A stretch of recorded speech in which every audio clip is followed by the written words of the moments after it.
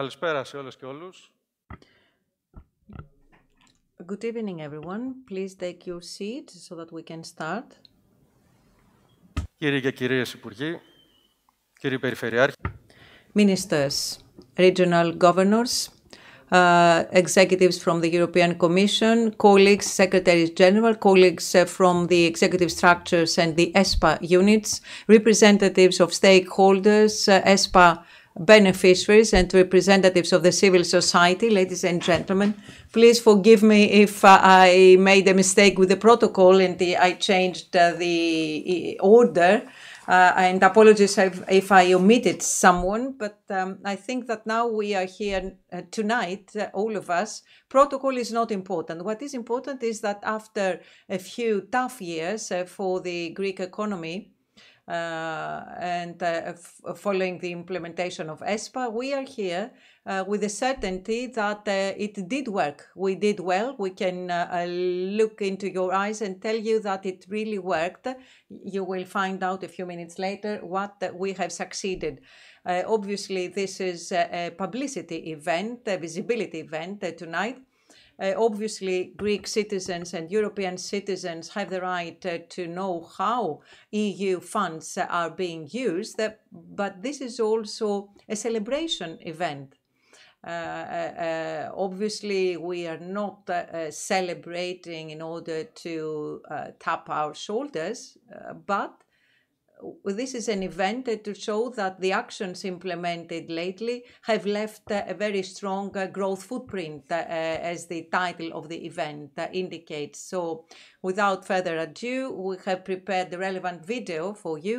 And I think that in a few minutes, this video will show you what EU funds are doing and what we have succeeded in the previous program period, 2014-2020.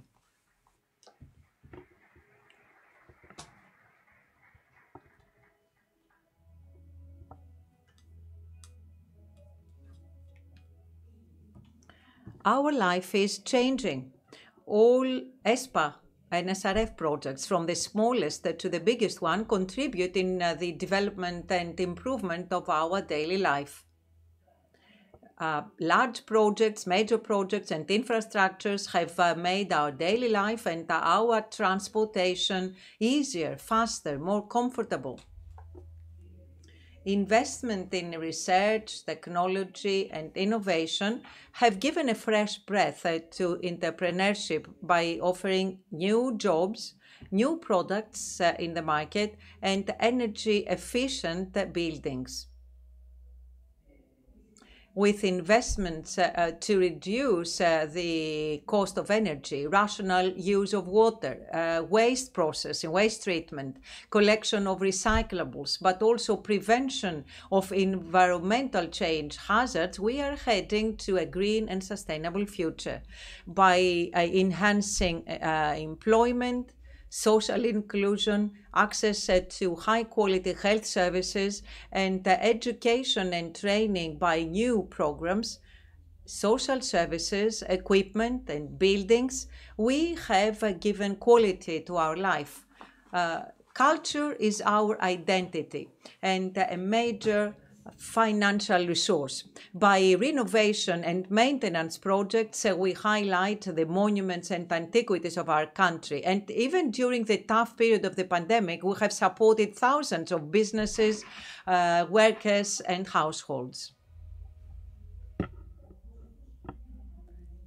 The world is changing rapidly, and ESPA stands by our side. Projects and initiatives for a better future, a better daily life, a better life, a strong growth footprint for all. ESPA, with the financing of Greece and the European Union.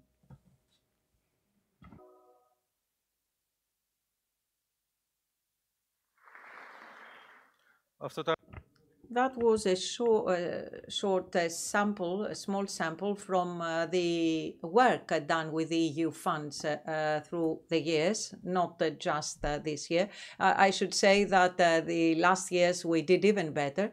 I will give the floor to Mr. Hatzidakis, Minister for Economy and Finance.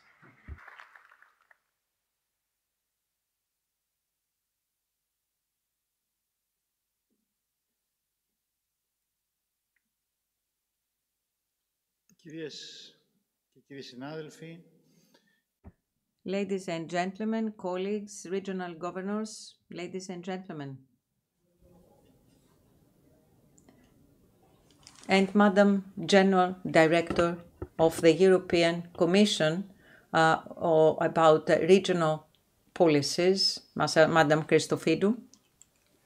I wish to thank the alternate finance minister, Mr. Papathanasis, the Secretary General for Public Investment and ESPA, Dimitris Skalkos, our executive secretaries, Niki Dandolu and George Zervos, as well as all staff of the General Secretariat for Public Investment and ESPA of the Ministry for Economy and Finance for organizing this event tonight, but also for all the work they have done throughout the years for ESPA and also for promoting the European development programs.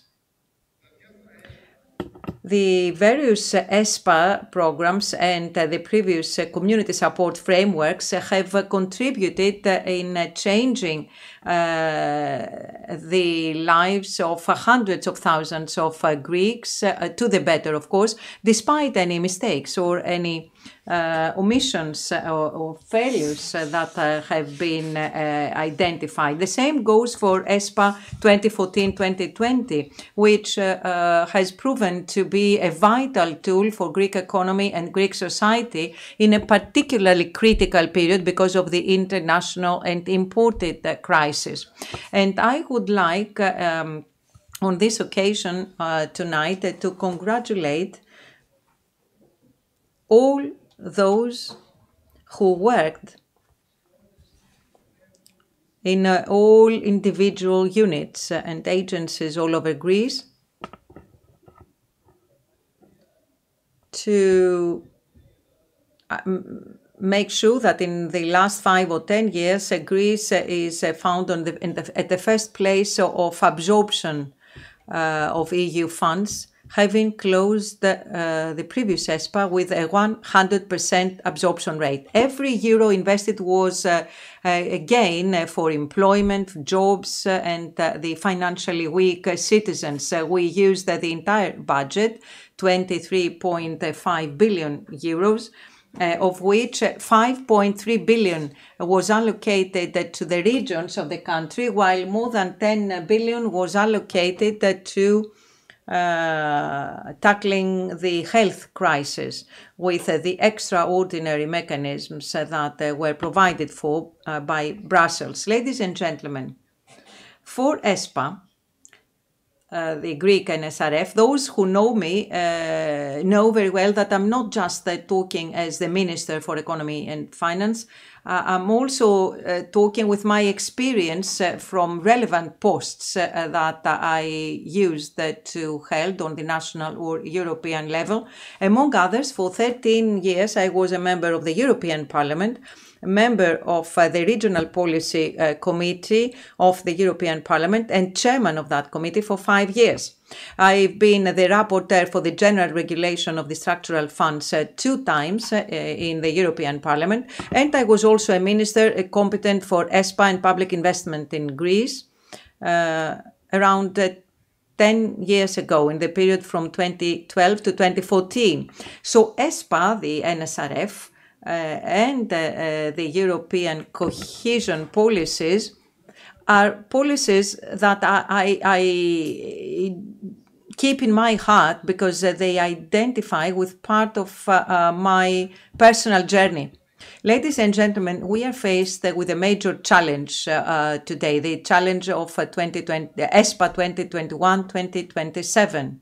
Let me remind you that Greece was the first country that got the approval from the European Commission with more than 26 billion and numerous actions and priorities and a priority to regional development. As we had been committed, the regions, and this is only reasonable, of course, and this is what happens in other European countries, the regions have 1/3 of the resources, the funds of the new ESPA.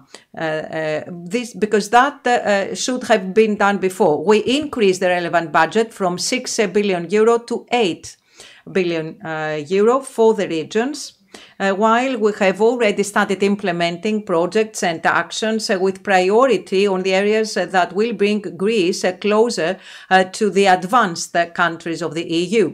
Among others, innovation, digitalization, economic transformation, support for small and medium-sized enterprises with a budget more than 4 billion euro. Green transition, handling of climate change with a budget more than 5-6 billion euro. Investment in strategic transportation networks and digital networks, more than 1.6 billion investment. Support for employment, education, skills, healthcare, and social inclusion. 6.2 billion euro is the overall budget. And of course, the special target for the just transition in Western Macedonia and Megalopoli area, plus the islands, total budget 1.4 billion euro. So these are all investments which, along with the RRF investments, can indeed change the face of Greece. We are here tonight. I should have pointed that out from the very beginning when I reported on the past period, 2014-2020. I should tell you that this room was renovated with ESPA resources. You saw that before in the relevant video. So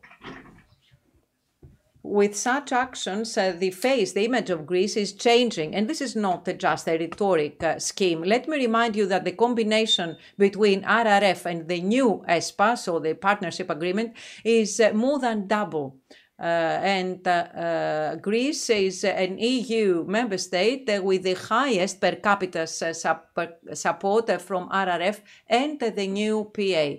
And to be fair, we need to point out that the Prime Minister who negotiated for Greece to have the highest per capita support from ESPA, PA and RRF together is called Kyriakos Mitsotakis, and we do have to acknowledge that. The future of the European cohesion policy, of course, does not stop here. As most of you know, in spring 2025, the European Commission will publicize the proposals based on which the negotiations will start on the new multi-annual fiscal framework. PDK is the Greek abbreviation for the period 2028-2034. So we must do our planning until the year 2034. And of course, on the cohesion policy, again, until 2027. So the question raised is, what direction should we follow with the new multi-annual framework and the new cohesion policy? I firmly believe, not as a Greek citizen, and not because Greece takes more than what it gives to the EU budget, but I believe that as a European citizen and as a politician involved in European affairs for many years. So in a period of consecutive crisis, the strengthening of the European cohesion policy is vital for Europe. You cannot make policy and make declarations without supporting them with the corresponding funding. So how can we enhance, how can we reinforce the cohesion policies from now on? First of all, by expanding RRF, the Recovery and Resilience Fund. It will not be easy. We have to be clear on this. It won't be easy because some people consider that this is only self-evident. The RRF contributes in protecting the well-being of European citizens in tough years. So I see no reason why we should be deprived of this important instrument because the actions are focused on green and digital transition. And those will continue being key priorities of the European Union, of course, in the coming years. So those will be key priorities and therefore they will need support. At the same time, the cohesion policy in the broader sense must somehow place more emphasis or reconsider, in my personal opinion, three topics, three subjects. First of all, competitiveness. Letta report, Draghi report. I don't need to go into the details. But anyway, international competition gets stronger and Europe cannot just be the tourism resort for the entire planet. So the key word for Greece and Europe, definitely for Europe anyway, is competitiveness. So on this goal, cohesion policy can also contribute. It is not the only EU policy that can contribute to this effect, but cohesion policy of the EU can also contribute to this direction through resources for education, training, retraining, vocational training. I'm talking about actual, real education and training. I'm talking about certification, inspections, audits, the so-called payment by results. So policies that we attempted to promote when I was the Minister for Labour, and I hope will be continued by the new Minister, Madam Kerameus, who is here with us tonight. So the first policy is about competitiveness. The second policy is the migration issue, ladies and gentlemen, because we are talking about policies that go until the year 2034. Just imagine how Europe will be until 2034. And just think of the need to estimate the developments or anticipated developments until 2034. Now Greece is more, Europe is more exposed to migration waves, much more compared to Australia, that has almost no migrants at all, or the US, where the migration rate is much lower compared to Europe. So, of course, we need to operate on the European level, and we need financial support to tackle migration. Despite the consecutive migration waves received in Europe in the last years, only limited funds have been allocated in the context of the current multi-annual framework for handling migration. It is only 2.1% of the overall European budget that is allocated to migration, handling migration and any effects of migration. So it's necessary for the money given in the context of the cohesion policy to this effect to be increased significantly, because we cannot talk about common migration policy without allocating the necessary resources. So competitiveness, migration, and the third challenge is the demographic issue. Europe is not just an old continent, it is also an aging continent, more than any other region of the planet. So the demographic problem is an existential risk for social security systems and for the economy of all EU member states. So this is one of the sectors that the future cohesion policy of the EU needs to focus on, because every year it is getting worse and worse. So we need actions to help families have more children, not just by granting benefits, allowances, but mostly by facilitating, for example, working mothers or working parents, parental leaves, job flexibility, all-day school, and the necessary support programs. So, green transition, digital transition as well, Mr. Papasteriou. Yes, of course, definitely, but also the three pillars that I mentioned. So, demographic issue, competitiveness, and migration.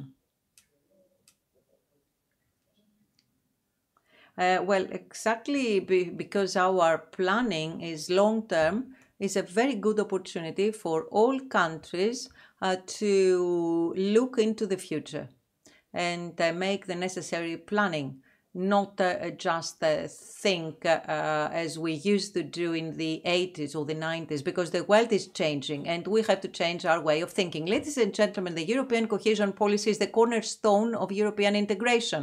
It has allowed to construct critical infrastructure, support businesses and create jobs. It has improved the life of millions of citizens in the EU, including, of course, our country. Looking to the future, there is no doubt that the cohesion policy needs to adapt it to the needs of our times, and it can do so by being ambitious, by doing more, and by making longer-term planning and considering the contemporary needs, but also granting modern financial instruments. This is more than necessary if Europe wants to respond to the needs of our times.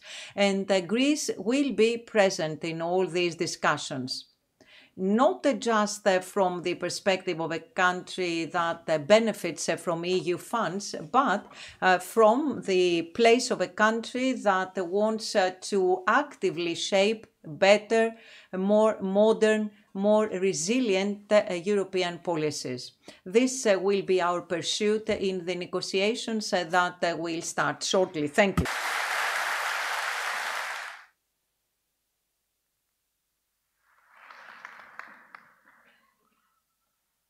Ευχαριστούμε πολύ.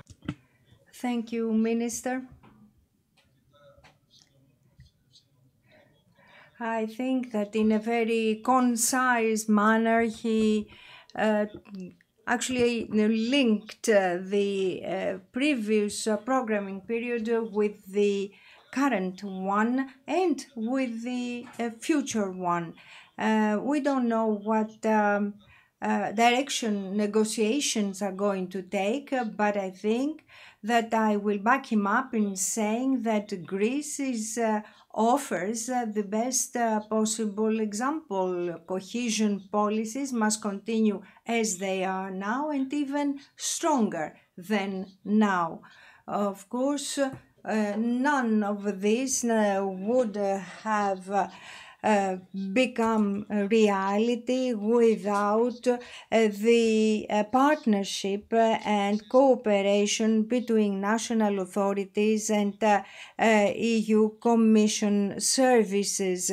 In the previous more difficult years, the executives of the European Commission were on our side, backed us up, helped us overcome difficulties as far as the home, and it is a real pleasure and honor for us to have with us today the Director General for Regional and Urban Policy at the European Commission, Mrs. Themis Christophidou.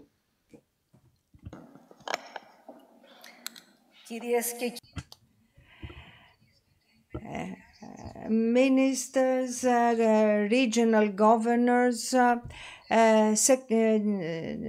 secretaries general, It is a real pleasure for me to be here with you in the Athens Odeon with the mark of the European Commission. It's good that we have gathered here to celebrate NSRF 2014-2022. And I remember an old ad, an advertisement about ESPA on Greek television. I'm old enough to remember.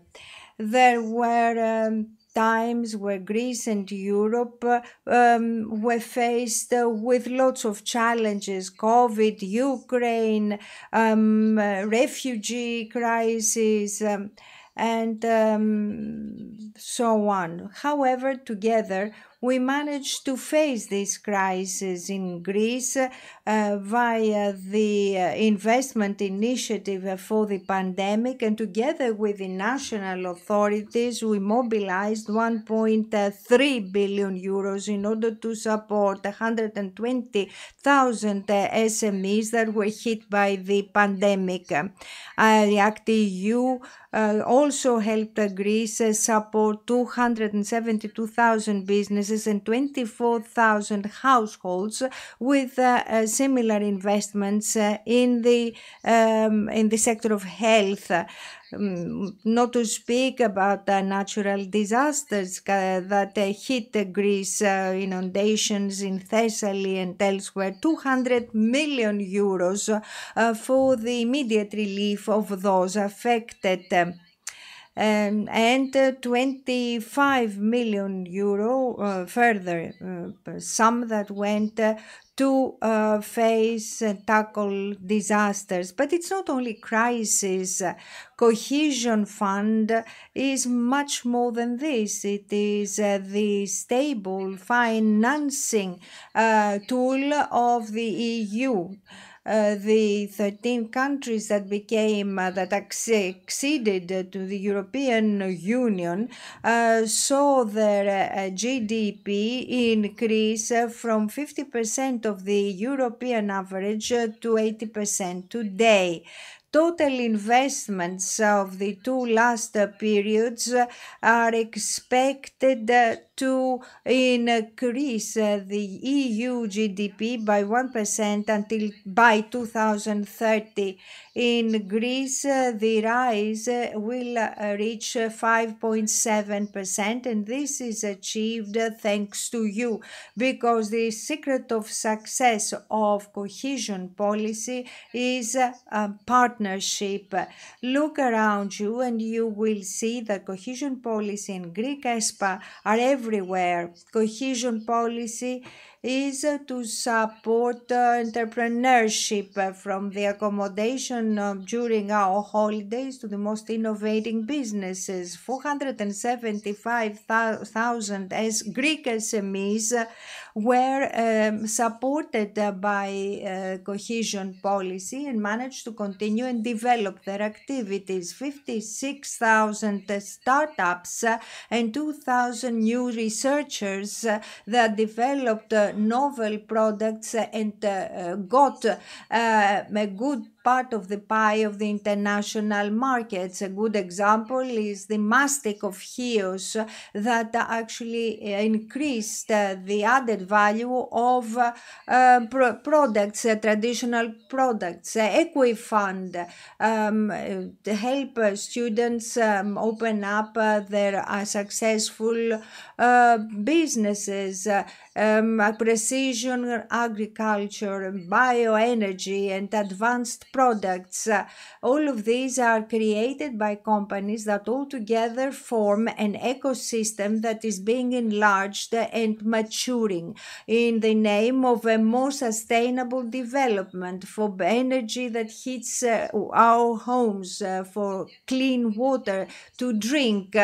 In a period of time where climate change is really testing our stamina, we are achieving green energies and a lot of economies. More than 2 million citizens have benefited from the Alexandroupolis to the smallest islands such as Fourni in the North Aegean. Cohesion policy is the upgrading of our infrastructures. It's not just roads and ports.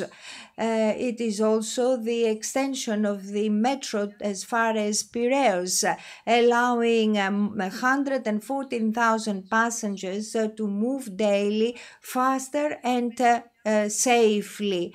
15,000 schools got better buildings for our children, better public health services such as the Bodosakion Hospital of Ptolemais that has acquired a chemotherapy unit, thus being able to cater for patients, locally without having them moving to Thessaloniki for this. What about culture?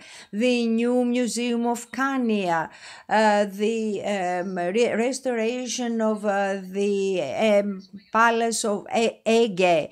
In fact, thanks to these interventions, we get 450,000 more visitors annually in Greece. Culture is in every part and aspect of our life. But of course, in order for our interventions to be successful, we need all partners, national, regional, local, business people, NGOs, local groups. We need everybody. And looking ahead, Europe is faced with new challenges given the increasing geopolitical competition and the need for Europe to remain competitive in various sectors. Europe of cohesion and development and Greece has played a key role in this and will continue to play a key role in Europe's becoming more competitive.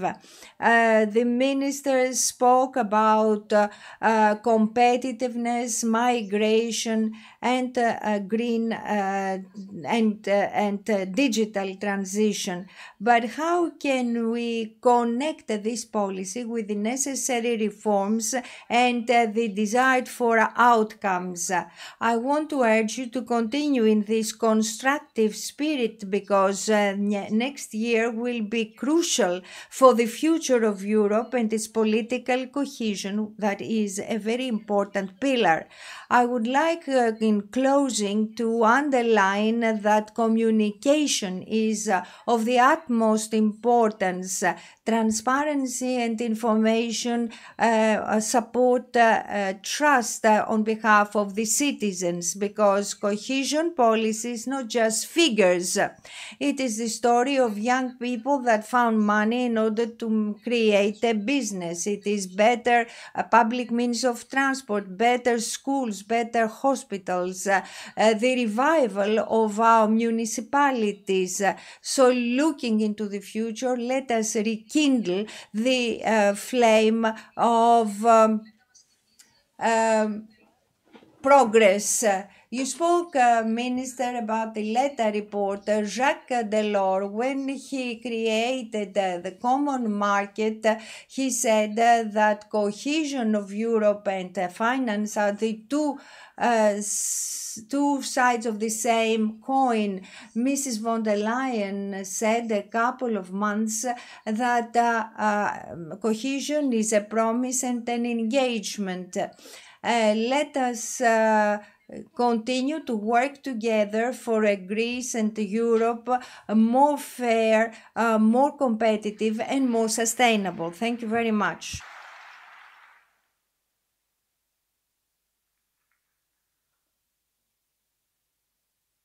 Ευχαριστούμε πολύ την κυρία Χριστοφίδου. Thank you, Mrs. Christophidou. Very important. I will actually keep from this that the cohesion policy is a promise.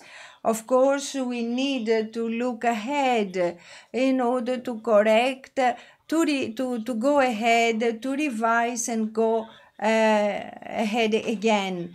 Mrs. Christophidou spoke about public infrastructure. I think that the time has come for us to refer to the other dimension, that is investment in human beings. For us, investment in human beings is not just our humanity, but also an important financial resource. The countries that have a good financial development have very limited inequality, social inequality. So we have to invest in the human beings, in education, in employment, in policies against social exclusion, against poverty, for public health. These are all sectors where we can do better in the future. So again, we have for this dear Andriana Sukova, Deputy Director General for Employment, Social Affairs and Inclusion. Mrs. Sukova.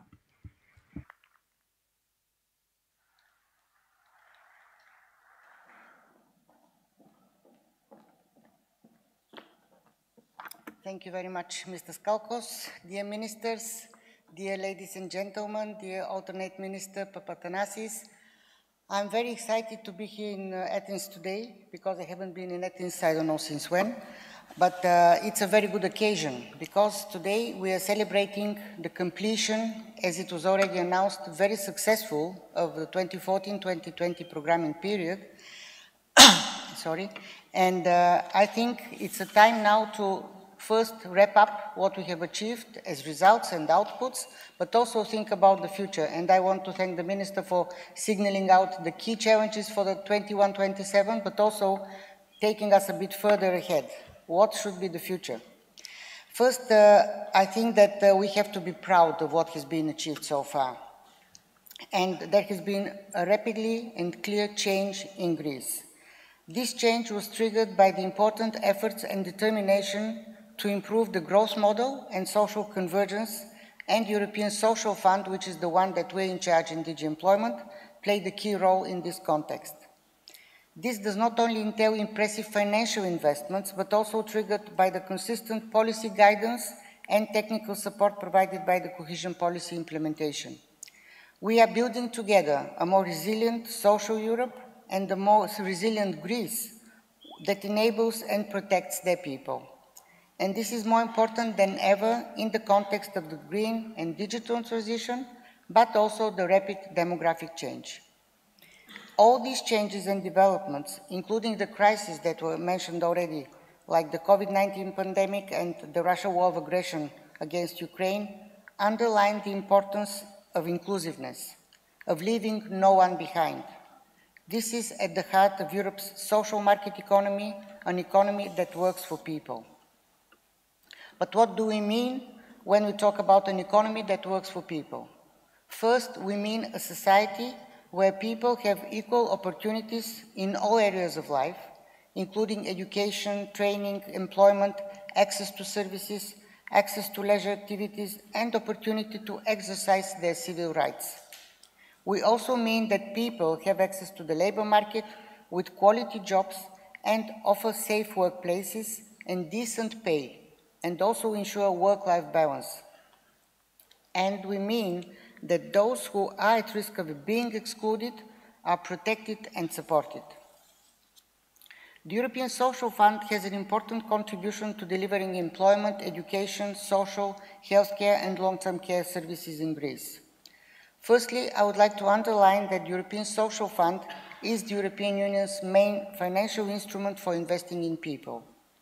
The aim is to improve working and living conditions across the European Union in a balanced and inclusive manner, and also the implementation of the European Pillar of Social Rights is closely connected to the implementation of the European Pillar of Social Rights, which is our guiding compass for addressing common employment skills and social challenges.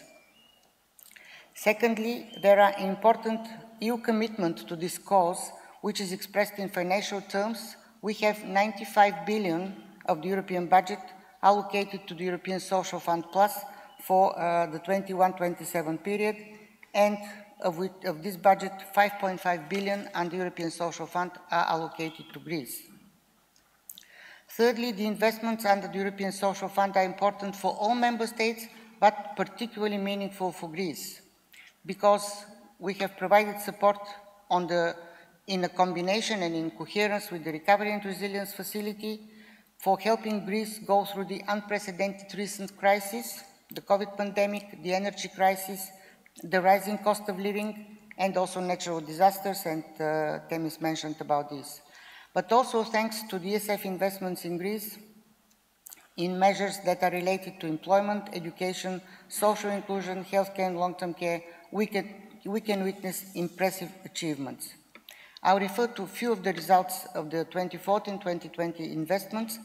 First, the National ESF Program, Human Resources Development, Education and Lifelong Learning, has supported more than 200,000 unemployed persons in getting a job, and has also supported 68,000 students and 148,000 educational units, much exceeding the targets that were set at the beginning of the programming period.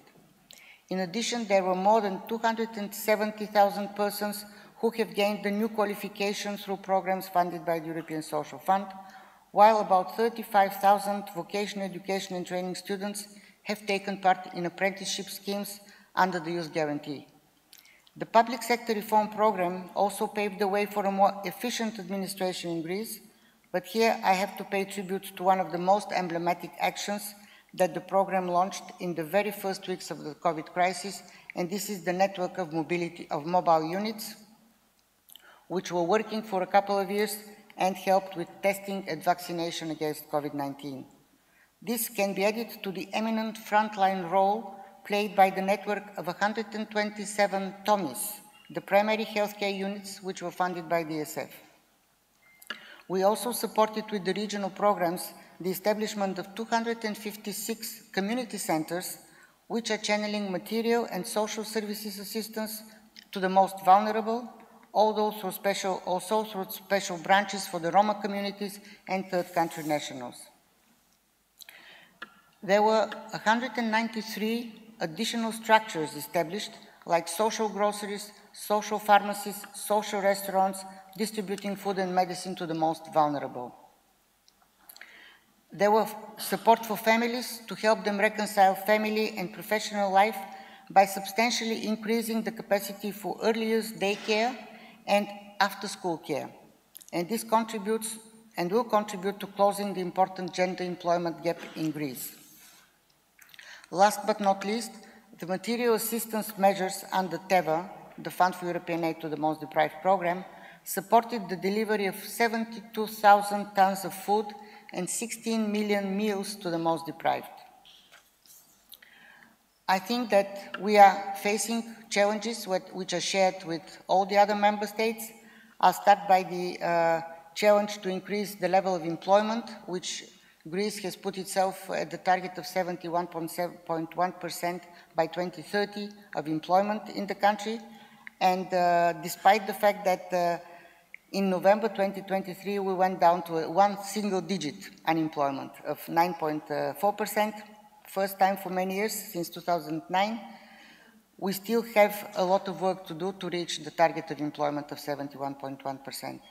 We have to also work to reduce the share of people at risk of poverty and social exclusion, which fell from 32.4% in 2015 to 26.1% in 2023, but still this is higher than the European average.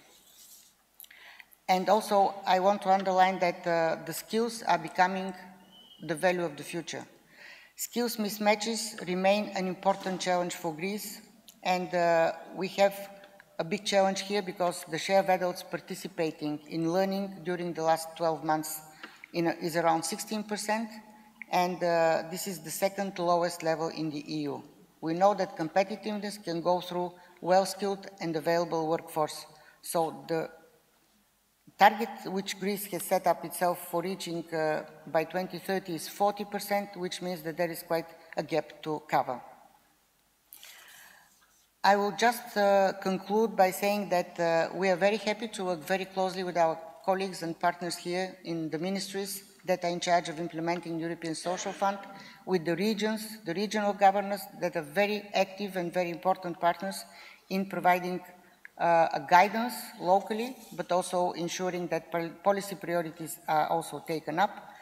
And I think referring to the few strategic principles that Temis referred to, like partnership, like better administration, involvement of everybody, local, regional authorities, partners from non-governmental sector, I think I can only wish you goodwill, continue with the same dedication for the implementation of the 21-27 programming period, which definitely will be bringing the results that everybody is looking for. And I want to make a promise that our colleagues from DG Employment will always be available for any needed assistance, help and guidance. Ευχαριστώ πολύ.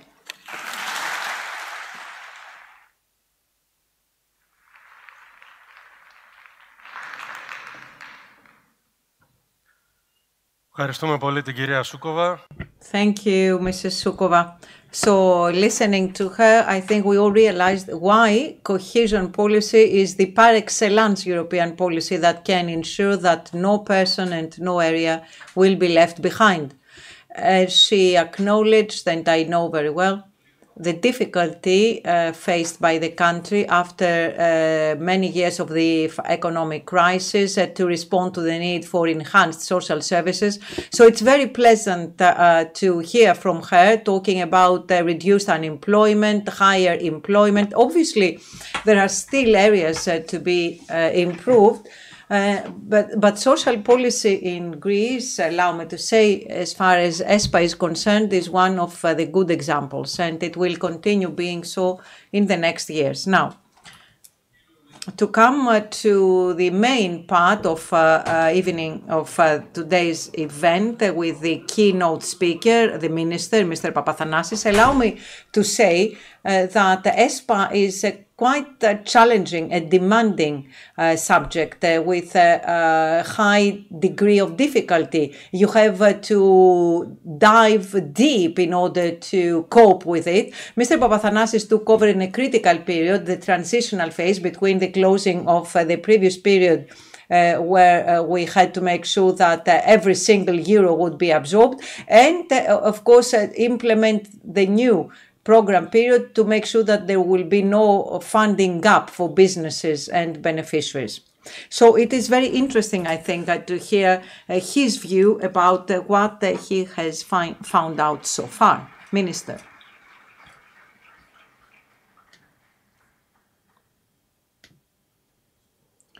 Thank you very much. Thank you, Mr. Skalkos. Minister for National Economy and Finance, Mr. Hantzidakis. Ladies and gentlemen, colleagues in the parliament and in the government, regional governors, secretaries general, members of the executive and managing authorities, president of FEPAE, ladies and gentlemen, let me say I'm very pleased and very proud being here today.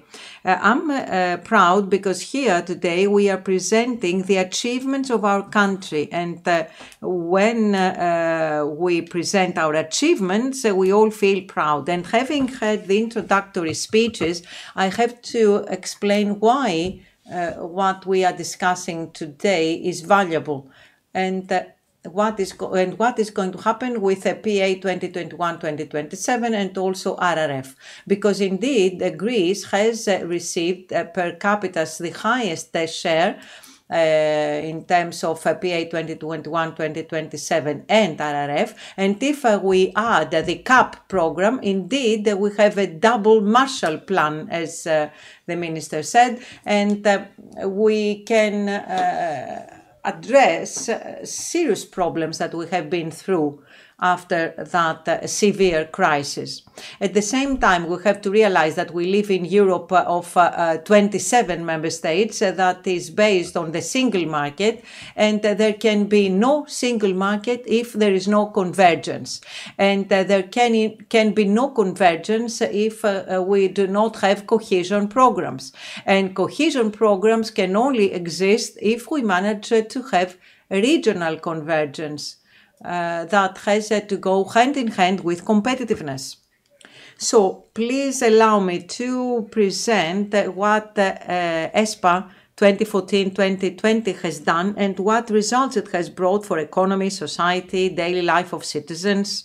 You have already heard some of those. I wish to warmly thank Madam Christophidou, Madam Soukova, and all members of the European Commission for the amazing help that they have been provided. And whenever we ask for their assistance, they are willing to give it. So we would like to warmly thank Mrs.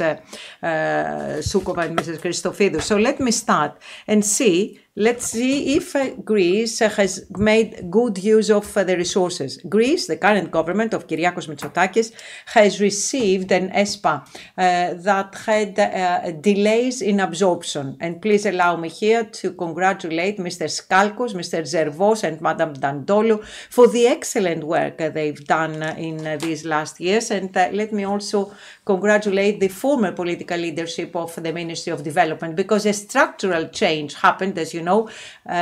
All EU funds and national funds are now concentrated there. That was a decision by our Prime Minister. So we can do better planning and we can also correct any mistakes that we may find. So let me start with boosting entrepreneurship. So by ESPA 2014-2020, more than 483,000 SMEs were supported.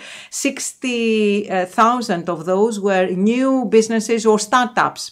According to the statistics of the European Commission, the total number of SMEs operating in Greece today is higher than 730,000 or 750,000. So actually 2 out of 3 Greek businesses have received financial support from NSRF, ESPA funds to continue or to start their business. During the pandemic now, ESPA supported and kept afloat alive small and medium-sized enterprises. It also supported employment in practice with resources that, including leverage, exceeded the 14 billion. A range of actions to support entrepreneurship, research and innovation, ICT services to businesses, employment and training actions were funded.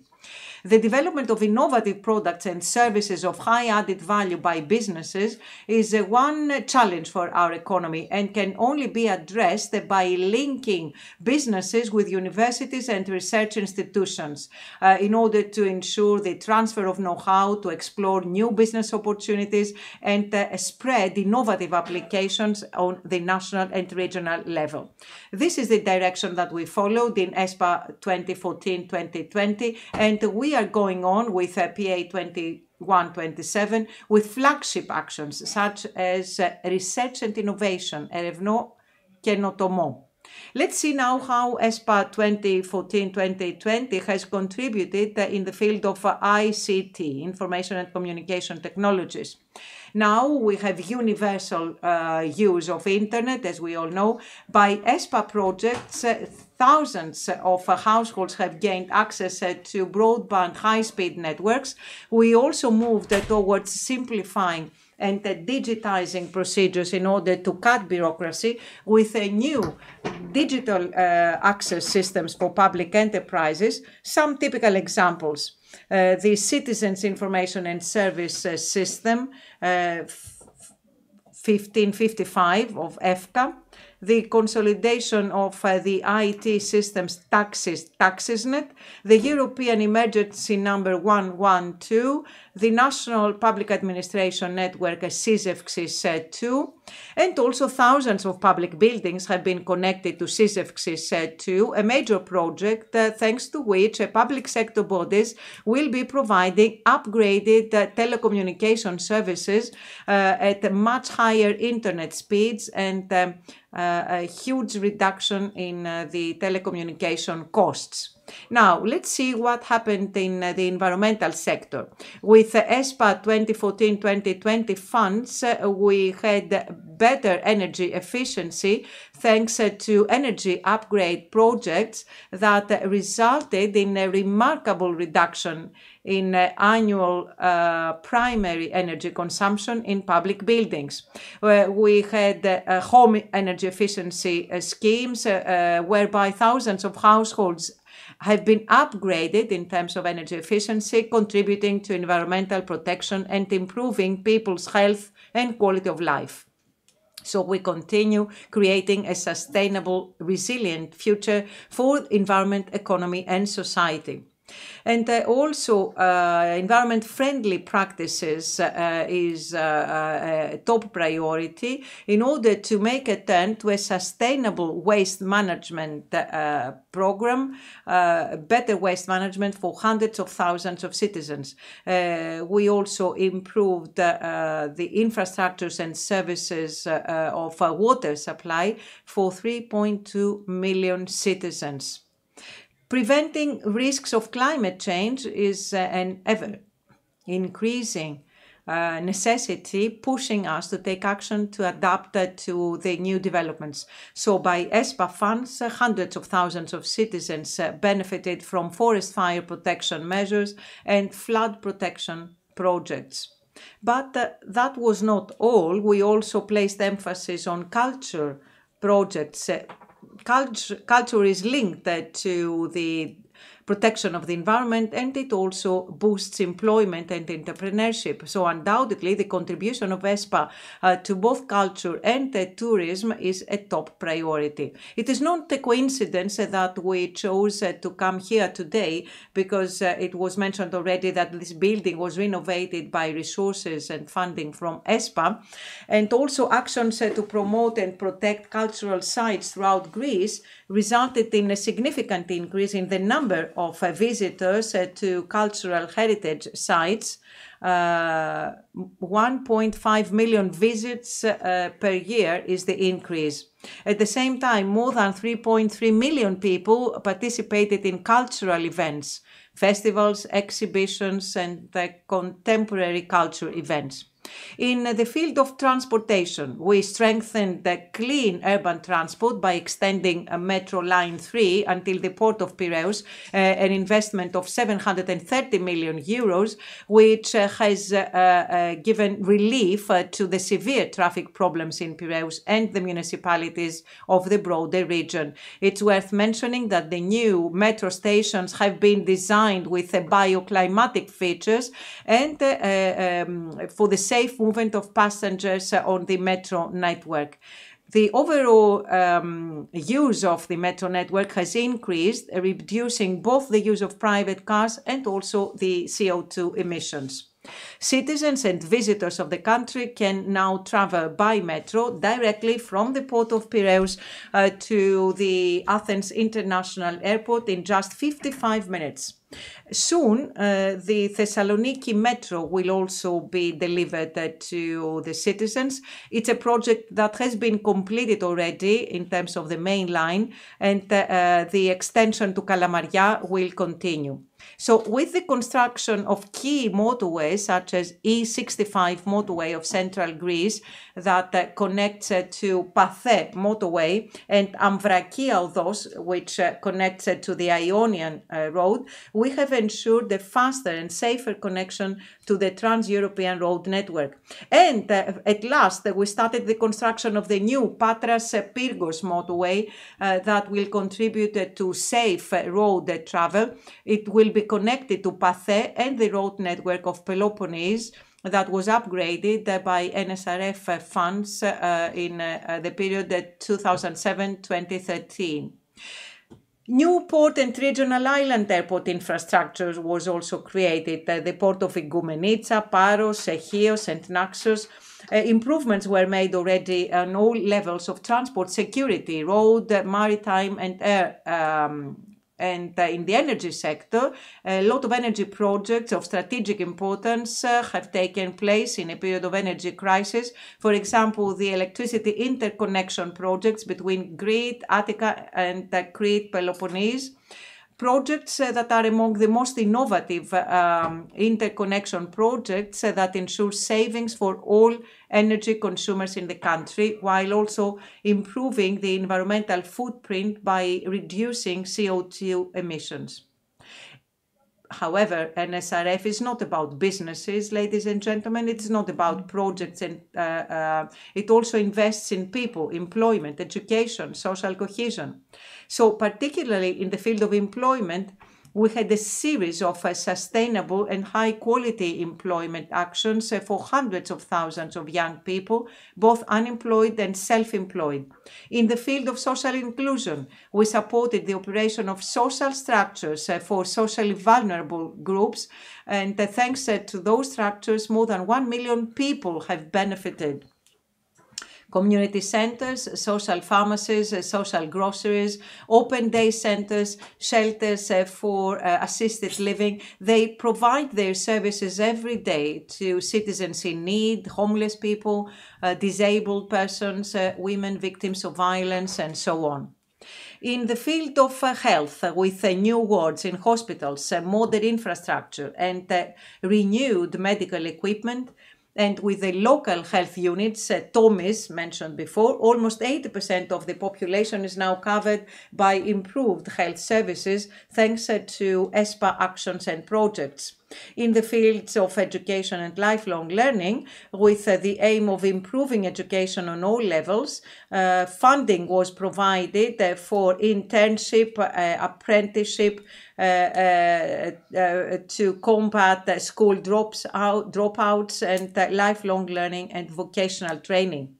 Ladies and gentlemen, I would also like to focus on the contribution of ESPA for tackling the pandemic, because the pandemic has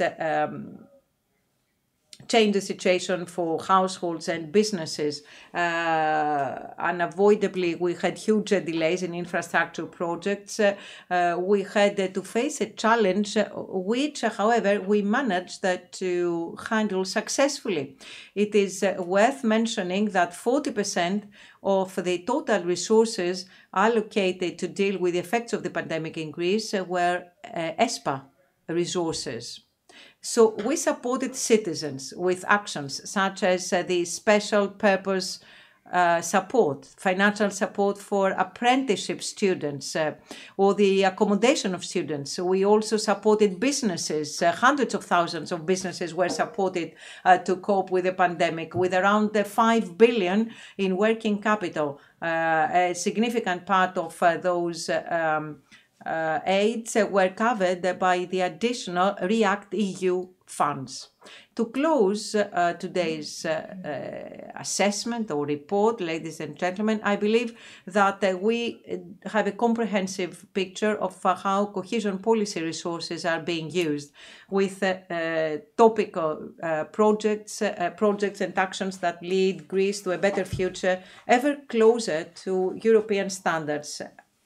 Our country's performance in terms of the use of community funds is the best argument for strengthening the cohesion policy in the future. We are continuing now with PA 2021-2027, which is a good legacy, I would say, with many mature projects that are being carried forward with the use of resources where they are of greatest value. Our strategy is designed in line with all European strategies and cohesion policy objectives. At this point, allow me to close by thanking once again the European Commission. Let me thank all of you, because without you, the staff of the European Commission, we would have done nothing. We have to go on. There's still a long way to go.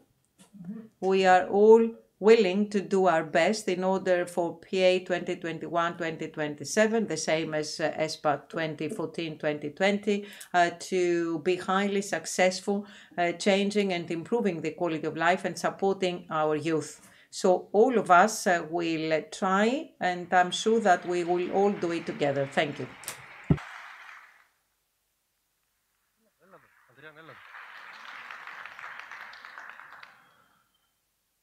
Ευχαριστούμε πολύ τον κύριο. Thank you, Minister. I think it was a very complete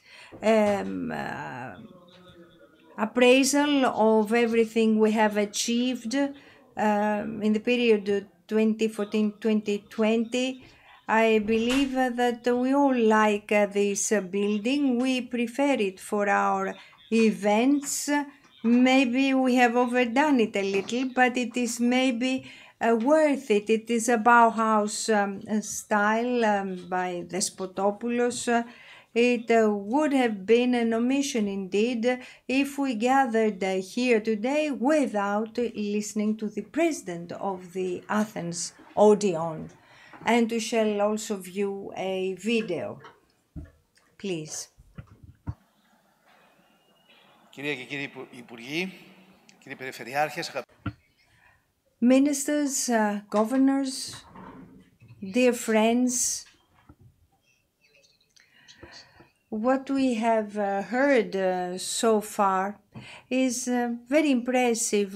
Odeon is a small example, but a symbolic one, an emblematic one. This building is part of a very ambitious plan, the Karamanlis plan in 1950. That is when it was designed by the great architect Ioannis Despotopoulos, student of Gropius. Out of all these projects, the Odeon was the only one that was actually constructed, 14,000 square meters, dedicated to visual arts and culture. It started being built but stopped in 1976. From then and to date, it remained unfinished, incomplete. Where we are now used to be in a closed area in concrete, not fit for use, and the whole building presented many problems due to abandonment. So there was a paradoxical situation because this is not a utopian plan of a visionary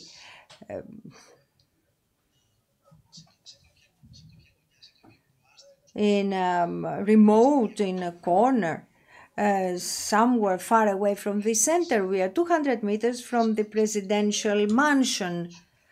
ESPA was a lifesaver for this building because it is an investment that happened that was really exemplary. There were many issues that had to be dealt with. Well, this is a classified monument, and it had to be converted into a modern, fully operational building with respecting its architectural value. That was not the only challenge. For the last 18 months, this place has proven how functional, how useful it is. It is a space for meetings among young musical students, but also social events, corporate events take place here, conferences, and so on and so forth. Therefore, we are very, very happy today and very proud, I must say, that this project is endowed with these features. I will close here. I don't want to take up too much of your time, and you will see a short video. But I need to say that this whole story, this whole endeavor would have never completed in the way it has been completed without the trust that Attica governors and mechanisms of the Attica region showed for this plan, for this project. Mr. Drosis was the head of the whole team, and I need to thank him here for his qualitative guidance, speed, transparency, high quality of this project. Thank you very much. You're always welcome here.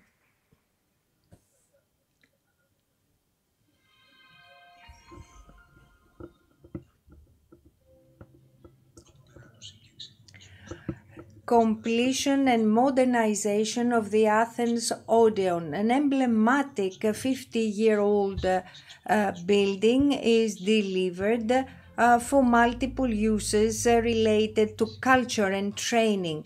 A very important building of the architectural heritage of Attica. The amphitheater and other spaces are being renovated. This is going to boost the tourism product of Athens, and it will further support culture. There are studios, hubs, digitalization of the historical archives, the Athens Odeon, a real product of inspiration that shows how important it was to complete this vision in the heart of Athens. 8 million euro was the initial budget, and it was done between 2014-2020. It has been also introduced in the programming period 21-27. We completed successfully emblematic culture projects.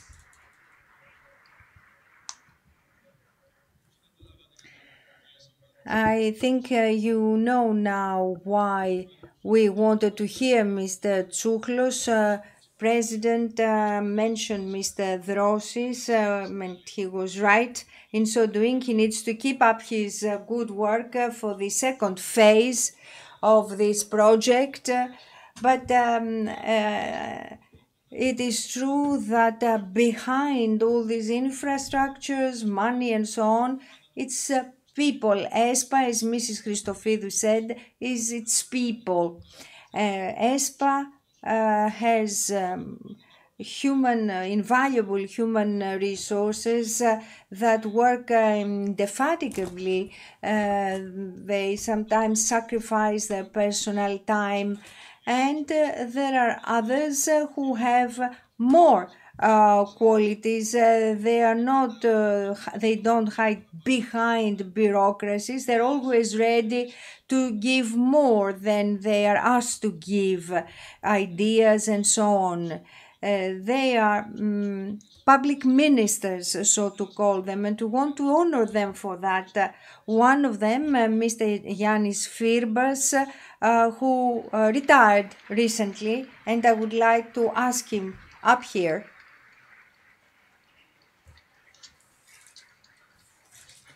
Thank you very much.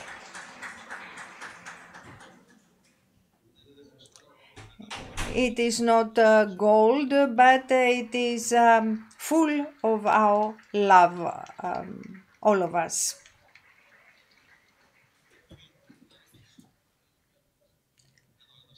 What do I have to do to speak? So Yannis is an executive maybe he has been wronged in his career because he's also very, very good with words. So, Mr. Firbas, thank you very much for your kind words, for the honor of this award.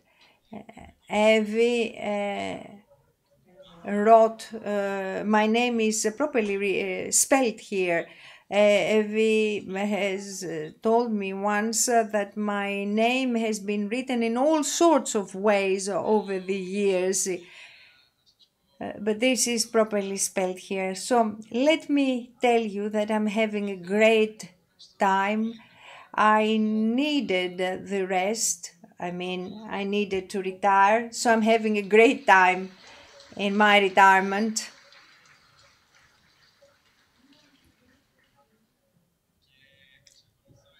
And I am, of course, continuing with cohesion policies because some good colleagues from the EU have asked me to participate in an informal group where I do not represent Greece but myself, and we are discussing the future of cohesion policy. Very important, Minister.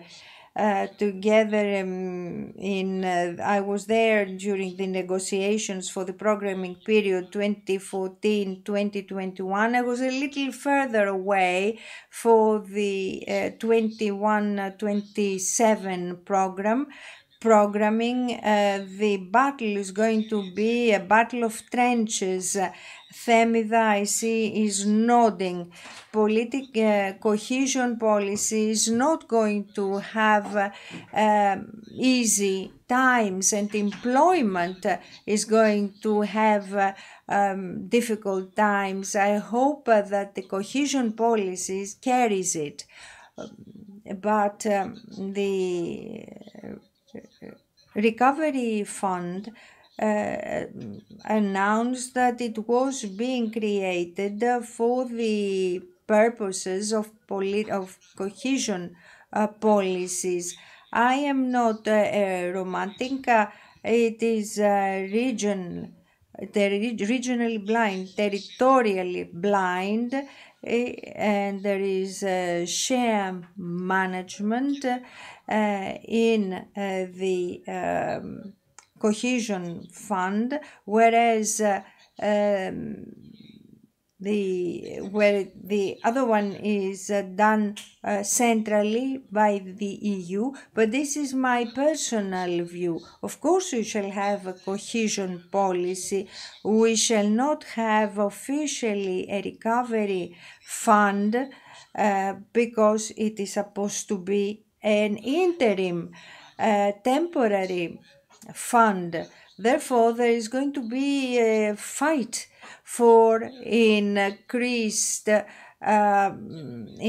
resources and, of course, simplified approach, payments on the basis of targets and milestones, which was the good practice of the recovery fund. So I will be watching over you. I will be listening to you with a lot of affection, but from far away.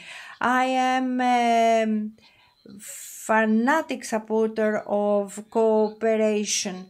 Yanis Firbas is a good person, but without all the team around him, all those people present here, Dimitris Fakitsas, Giorgos Logothetis, Evi Panagiokopoulou, all these people that also retired with me, well, all of us put a lot of our time, a lot of our sleeping hours even into work, but for a vision that was well worth it. Thank you very much, and cooperation is the key word.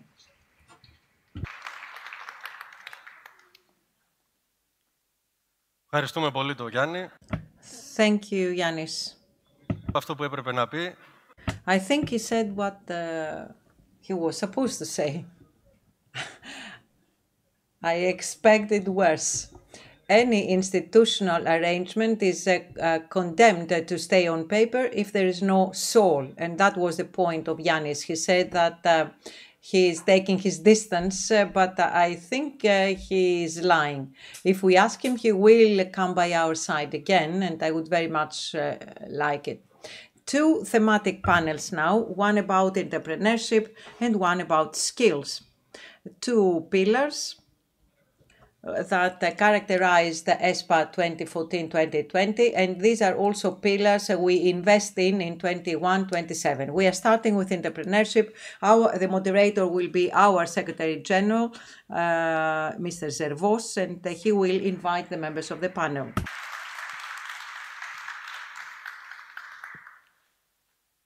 Να ευχαριστήσω.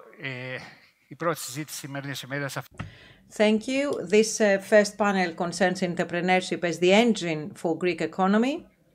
We have the pleasure and the honor to host important panelists who will give us the perspective of the development footprint of ESPA 2014-2020 on entrepreneurship. Let me first invite the Minister for Labour and Social Security, Madam Niki Kerameos.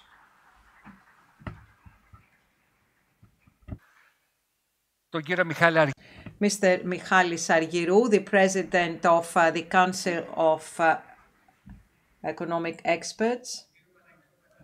Mr. Panagiotis Pandazatos, representing the European Commission from the DG Regio, DG Regional and Urban Policy, for the Deputy Head for Greece and Cyprus Unit. Mr. Michalis Kaminiaris from the Beneficiary Agency, Ερευνώ, Δημιουργώ, Καινοτομώ, that is Research, Create, Innovate, and Madam Evgenia Pagouni, a beneficiary from Qualitative Modernization, one of the beneficiaries for ESPA 2014-2020.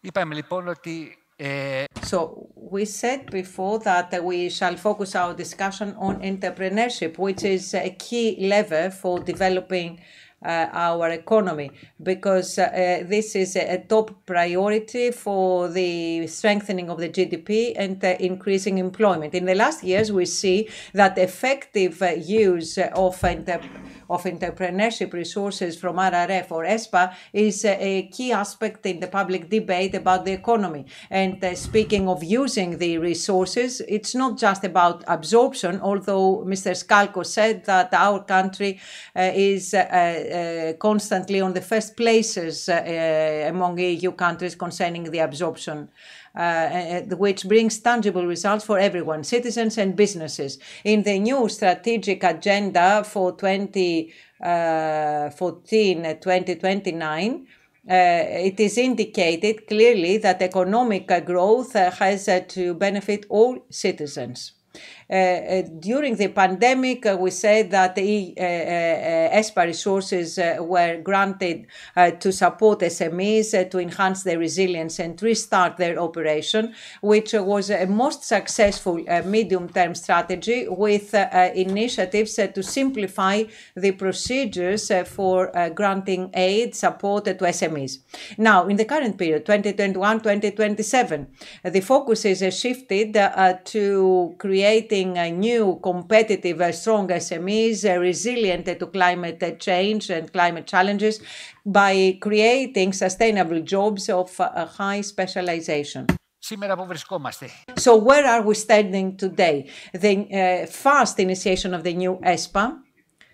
This happened much faster compared to previous program periods. The first calls, 1.3 billion for entrepreneurship, concern the green transition, digital transformation, and strengthening of SMEs. So in the first part of our panel, we will see the positive effects from the implementation of the 2014-2020 programs. We will draw lessons from the successful implementation, but we will always also look into the new PA and the discussion about the new European cohesion policy after 2027. So under this prism, I would first give the floor to the Minister, Madam Kerameos, who will talk about supporting entrepreneurship and employment through the actions of the Ministry of Labour and Social Security. And she will tell us how it can become a lever for economic and social growth.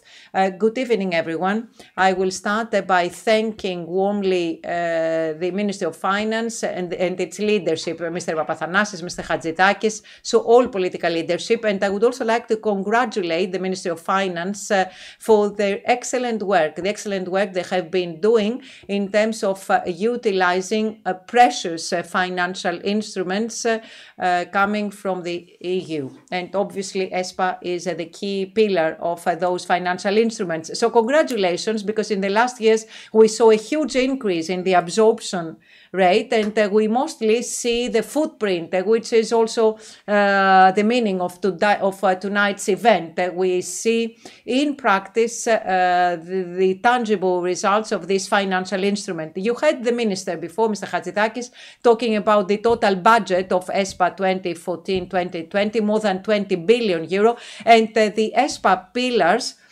mostly innovation, entrepreneurship, lifelong learning, upskilling, greener Europe, employment, and social inclusion. A few words about this last very important pillar. You heard many numbers in the last hour. Just I want you to remember only one. With the new programs of ESPA 2014-2020, 500,000 of unemployed people benefited from training and skilling programs. 500,000 unemployed people. That's a huge number, which evidences the power of this precious financial instrument. Unemployment in our country, if you remember, before the crisis, it was around 28%. You heard Madam Sukova give you the latest unemployment figures, which is now around 10%. That's a huge progress. We are very happy. Of course, there's still a long way to go. We are not complacent, but major progress has been made. And this is thanks to the financial instruments that are now being used. And in terms of employment, these instruments are used by setting up new businesses, by opening up new jobs with multiplier benefits, by including the unemployed in the labor force of the country. And in all these ways, we change the life of our country's citizens. And in short, let me mention 4 ESPA programs that have to do with entrepreneurship. Each one of those has a particularity. The first program has to do with youth entrepreneurship and innovation. Young people up to the age of 24, a very important ESPA program for the establishment of startups. So the goal is very clear: youth entrepreneurship, innovative entrepreneurship. And the action concerned 4,000 young people aged 18 to 29. 4,000 young people who were outside any education or training, outside any professional activity, outside any business activity. So a major benefit of this policy. Second employment program, emphasis on digital economy, subsidies for business initiatives for 3,000 young self-employed people, again aged 18 to 29. So second pillar, digital economy. We are talking about around 3,000 jobs unemployed people registered in the public employment service registries who benefited from around 45 million euro. That was the overall budget. So first, youth entrepreneurship. Second, digital economy. Third, women.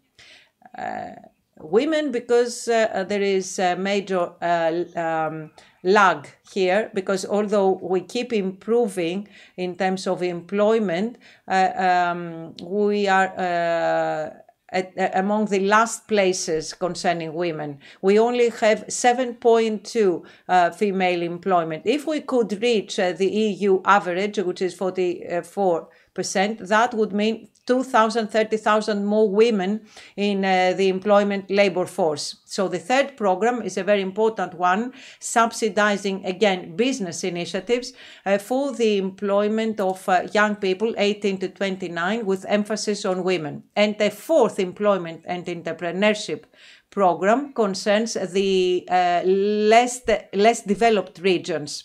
With emphasis on digital economy, 3,000 jobs for self-employed people. So these are the four main pillars: youth entrepreneurship, digital economy, women, and less developed regions in the country. And this was all done thanks to ESPA. And this is all linked to positive initiatives such as the strengthening of diagnosis mechanisms in the market, because we need to know where the needs are, where the gaps are, in order to focus there and address the needs of the labor market. Also, an observatory for the transition to the labor market and other such initiatives. As you know, I took over quite recently, and a few days ago, I worked with Commissioner Schmidt and Mario Nava, the General Director, Madam Sukova, and we discussed about the priorities, our priorities in terms of employment and entrepreneurship. What are our targets? I would say that we target 4 key pillars, and those are pillars where there is most area for improvement. First, women. Second, youth. Third, pensioners. 4, disabled persons. So these are 4 key objectives in order to boost employment and further reduce the unemployment rate. I would like to thank you once again for your invitation tonight and congratulate everyone for the excellent work in the implementation of ESPA. Thank you. It is up to us to thank you for your very detailed actions of your ministry in the sectors of employment. You're focusing on women, youth, persons with handicap, less favored regions. Things have gone into implementation phase. Systemic interventions are required that you mentioned. But now let me turn to Mr. Argyru, President of the Council of Financial Experts. We know that resources for cohesion, together with introduction of new technologies, how can that reinforce effectiveness and performance of interventions made? Thank you. I want to congratulate the political leadership, all those who worked so hard and obtaining such good results. I want to begin with a self-evident observation. We have had this opportunity because we belong to the EU. We had access to these resources because we are member to the EU. We must not forget this, because being a member to the EU goes hand in hand with great opportunities for the member states. Economy evolves very fast, especially over the recent years. Technologies are making quantum leaps. And I would say that it is crucial for our economy and for our employees to invest in modern technologies. As the minister said, competitiveness is key, and EU competitiveness can be improved, ought to be improved. Technologies that pertain to green or digital transition, but also in other sectors that are R&D intensive, Europe can do better, and in order to remain a leading power worldwide. This is very important, and of course, when you have less human resources, the economy produces less. And in order to substitute the lack of human resources, you need to become more productive. Therefore, if as time goes by, there are less and less human resources, and it is necessary to become more productive. But as the minister said, the necessity is very obvious for investment in human capital. If you see it in the mid and long run, what is going to define our destiny, the financial destiny of our country in Europe? Well, it is going to be the capacity for our people to work and produce in an effective and efficient manner. Therefore, increased productivity that come from new technologies and better trained human resources, salaries. And of course, salaries bring more investment. It is a self-nourishing, a self-feeding development. Last 10 decade was a decade of great crisis, and businesses in our country acquired more fluidity. Businesses that were in a collapsing internal market were able to look outward and invest abroad. And of course, in the new programming period, we are called upon to use these resources together with the RRF resources in order to be able to face the new priorities. And if I may, I want to urge our business people on this panel, and that is to remain focused on the changing circumstances of the global business sector. And with the help of community resources, they will be able to operate the investments that will make them give work to more people and do well for themselves. Θα ευχαριστήσω όπως πάντα I want to thank you. You've always crystal clear.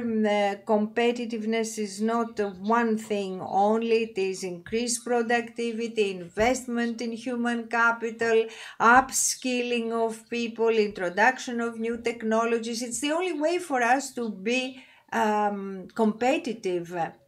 But let me go on to Mr. Pandazatos from the Commission, European Commission Services, very always present when needed. With the ESPA brought quantitative but qualitative changes, especially on the level of research and innovate. Can we also base ourselves on systemic interventions in the program 21-27? Well, first of all, let me thank you for the invitation to be present here. I shall begin with a personal comment because I was part of the negotiating group of this ESPA, and therefore I am very, very happy to be here in this big celebration of ESPA and its success. Entrepreneurship was one of the crucial sectors for ESPA and other structural funds with dozens of companies that produced no innovating products that are being exported abroad, and all of this was enabled by ESPA and the great program for innovation and competitiveness. I would say that one basic structural reform that was implemented in the past is the strategy of smart specialization. For the first time, the business world, our universities, research centers, the government and civil society sat together and discussed the competitive and comparative advantages of each and every region throughout the country. And we were able to create strategies for the development of novel products and services. This was a very basic reforms together with the governance system of this strategy. We had the boards, the councils of innovation in the country, services within the region that supports this whole process. If we wanted to discuss competitiveness and enhancement of competitiveness, I would stop at 3 actions. It is the program Research, Create, Innovate, a very important program that gave the possibility to hundreds of businesses here with the help of ESPA to create new products, to innovate, to incorporate R&D in their processes and to improve their productive process. Financing tools. Our country implemented the Entrepreneurship Fund. This is one of the tools, and the FFAR, with the help of the European Investment Funds, that really helped start-up companies in the country for the production of new products, for the development of new products. Also, digitalization of SMEs, very important. Greek companies lagged behind. There are still things that can be improved, but there were movements such as the digital quantum leap that allowed businesses to develop, and that is one of the priorities of the EU together with the transition. But in parallel with the big competitiveness entrepreneurship program, we must not forget that all 13 regional programs contained similar actions and contributed to the creation of businesses on the regional level. We must not forget this. And similarly, we must not forget that when COVID hit, ESPA was there. ESPA helped. It helped hundreds of businesses not to interrupt their activities and not to send people away. This is a legacy. This is the legacy, as the minister called it. And on the basis of this legacy, we need to work for the years to come in the future for the program either of competitiveness, entrepreneurship, or if it is the regional programs that are also part of this sector. Θα μου επιτρέψετε. Please allow me to insist on what Mr. Pantazatos said, because this is also the springboard for the actions of the current program period. First of all, we should see that we have the smart specialization strategy. For the first time, research, innovation, and university education are linked to entrepreneurship. 8 areas have been selected and have been given priority because they have comparative advantages for the Greek economy. All actions of the competitiveness program for 21-27 touch upon these areas. Second, there are actions such as research, create, innovate of the previous period. For the first time, there is a link between research, innovation, entrepreneurship, and that was an initiative by the General Secretariat for Research and Innovation. It is an iconic action. One of the beneficiaries will talk about it later. And this is also linked to the innovation program in the current period. Third, we should see how to adapt it to the conditions for this action. Mr. Pantazatos talked about the reflexes of the European Commission during the pandemic. The temporary framework was put in place. 2 elements, allow me to say. Through the entrepreneurship and innovation program, 4.5 billion were given to SMEs, 531,000 businesses were supported. It's very important because this ensured the resilience of and also the restarting of the businesses. This all has to become the springboard in order to implement more effective, more efficient actions in the next period. Now, let me go to Mr. Michalis Kaminaris, who is a beneficiary from the iconic action Research Innovation from the previous period. Please describe your overall involvement in the program. Of course, you found out about the program, the call, you applied, you implemented the project successfully. So how did your company benefit, and what was your experience in terms of having new ideas and giving you an impetus for the future in order to upgrade the production of your company? Thank you very much. Thank you for the invitation. Thank you for your questions. I will present briefly the actions and the background. We are a small company, 15 people, less than 10 years of life, dealing with innovative solutions on the level of products, hardware and software using IoT and AI technologies, targeted mostly to agriculture, circular economy, the use of water, and smart cities. So in this context, we are involved in research and development on the Greek and the European level. A part of our involvement on the European level with funding by ICT, Horizon, and so on, we are also dealing with the production of solutions for the Greek market.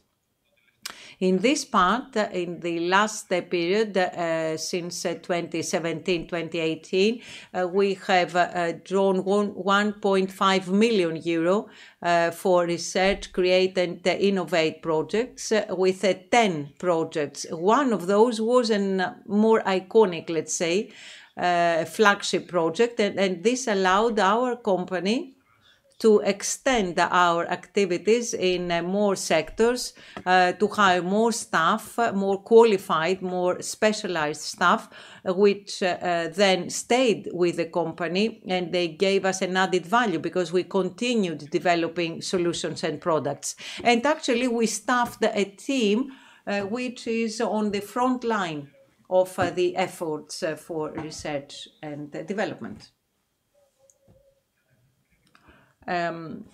First of all, we need to point out a few things. You said that you took part in direct funding lines. You are in 10 activities of research and innovate. You are a company with 15 people, staff with an important production activity.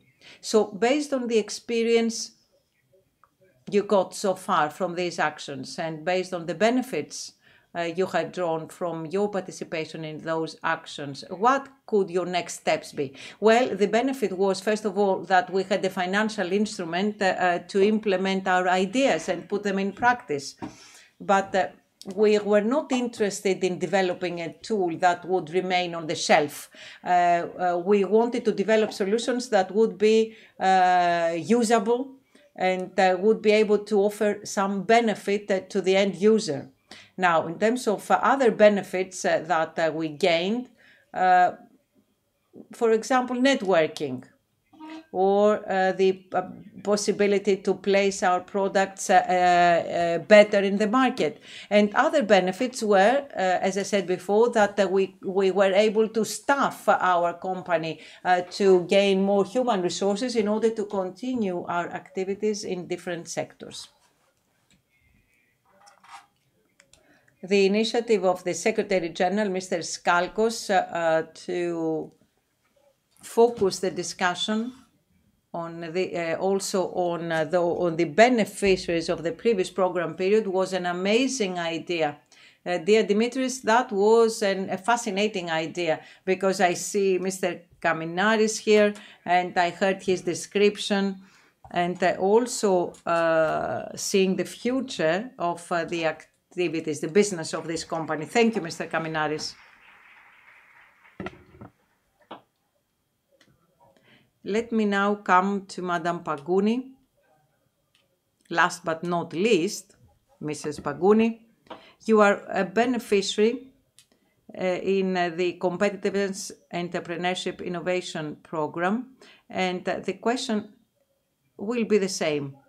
How did you first find out about the action? How did you implement the action? What was the benefit from this intervention? How did that support the activity of your business? How did you manage to upgrade or extend your activities? Well, first of all, I would like to thank you for allowing me to present my company and the results from this action in tonight's event, which is actually a celebrating event, and I'm very pleased because by presenting our actions, I can stress and highlight the success of this program.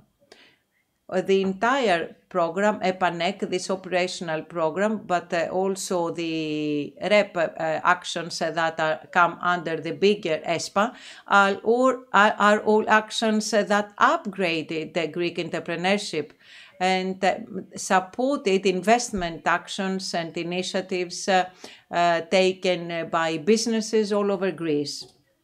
I'm here because I represent one company with 70 years of life. It is involved in steel processing. We are producing metal structural elements. And the actions that we have implemented follow a stable journey throughout those 70 years. And we are making an ongoing investment effort, a very intensive one. And thanks to these efforts, we can say that we keep growing and evolving, and although we are in a very competitive sector, we can compete with the leading companies in this industry.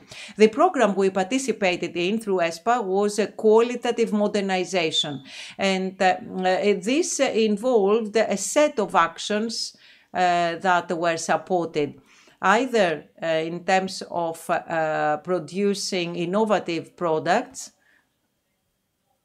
and then once those are included in some construction of a client, we can provide information about energy saving, and we can see the results concerning the construction shells. The second set of actions supported by the program had to do with the incorporation of IT technologies, and we acquired both hardware and software, expert software, that allowed us to totally upgrade all functions of our company in terms of management or production. And we managed to envisage the future through different lenses, because now we know that we can grow, we can evolve, and we can develop in a sustainable manner. The third area that was supported by the program had to do with upgrading our management, because we were allowed to include in this framework elements that contribute to green transition and the operation of our business by improving our environmental footprint. And then, following all these actions, I would like to emphasize that the support we got from the program was remarkable, because it allowed us to be optimistic and see that if we continue on the same track, on the same practice, the same strategy, that is the investment practice, we can achieve actions that will allow our sustainability in this critical industry of our business. Σας ευχαριστώ πολύ. Είναι πολύ σημαντικό. Thank you very much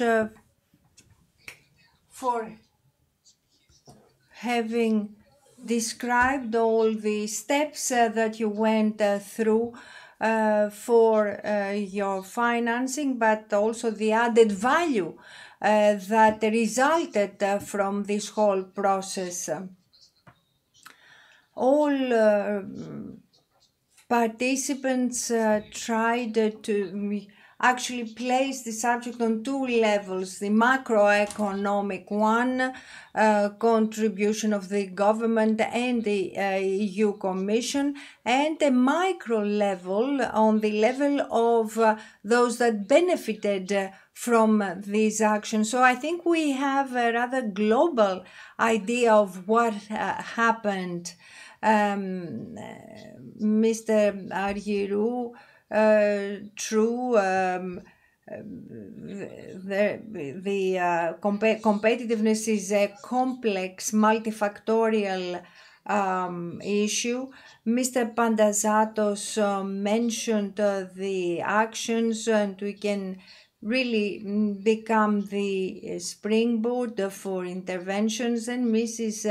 Kerameos, who very analytically presented to us the program of her ministry, speaking of targeted actions, because it's only targeted actions that yield results, sustainable results. And it is I've worked for 15 more years in the ministry, and it is true that only all these issues are being resolved one by one with obviously very good results. I think that we are lagging behind in time, Dimitris. Without any further ado, I would like to thank all the participants for their contribution to this roundtable discussion. And if the coordinator of the discussion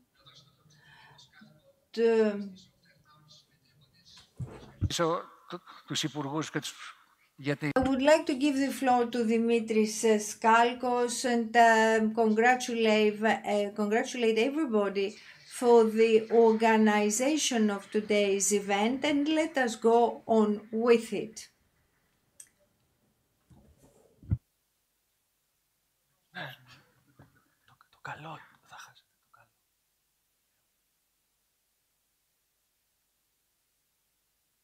Ευχαριστούμε πολύ.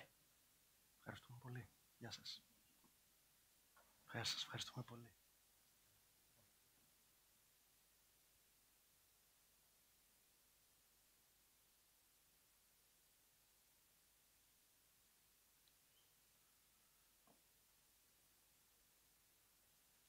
Λοιπόν, ολοκληρώσαμε νομίζω με... I think that we have just completed the first thematic unit. Now we shall get away from the technical issues of microeconomic levels. We've had the pleasure to hear the viewpoints of the minister. What is important is that we've had users of all these funds. We fund companies with an important added value, and I want to thank these business people who trust us with plans and with dreams, most importantly. We never forget this, especially for the ESPA projects to follow. Now I shall call on Mrs. Niki Dandolu, the coordinator, who is going to invite her guests. Hello to this evening event. Drinks will be served afterwards. It is a great pleasure and emotional moment. Mrs. Zaharaki, Minister for Social Cohesion and Family, and Mr. Patrick Paquet, Head of the Directorate General for Employment, Social Affairs and Inclusion from the European Commission, Mrs. Amalia Kyprioti,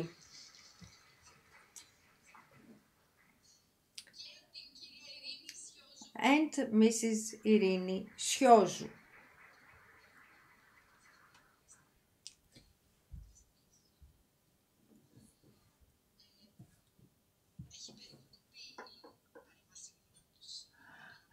I have shortened my intervention. I am a little nervous, I must say, and moved because ESPA has been a personal affair for me and an affair of the heart. We know what ESPA has done for the country.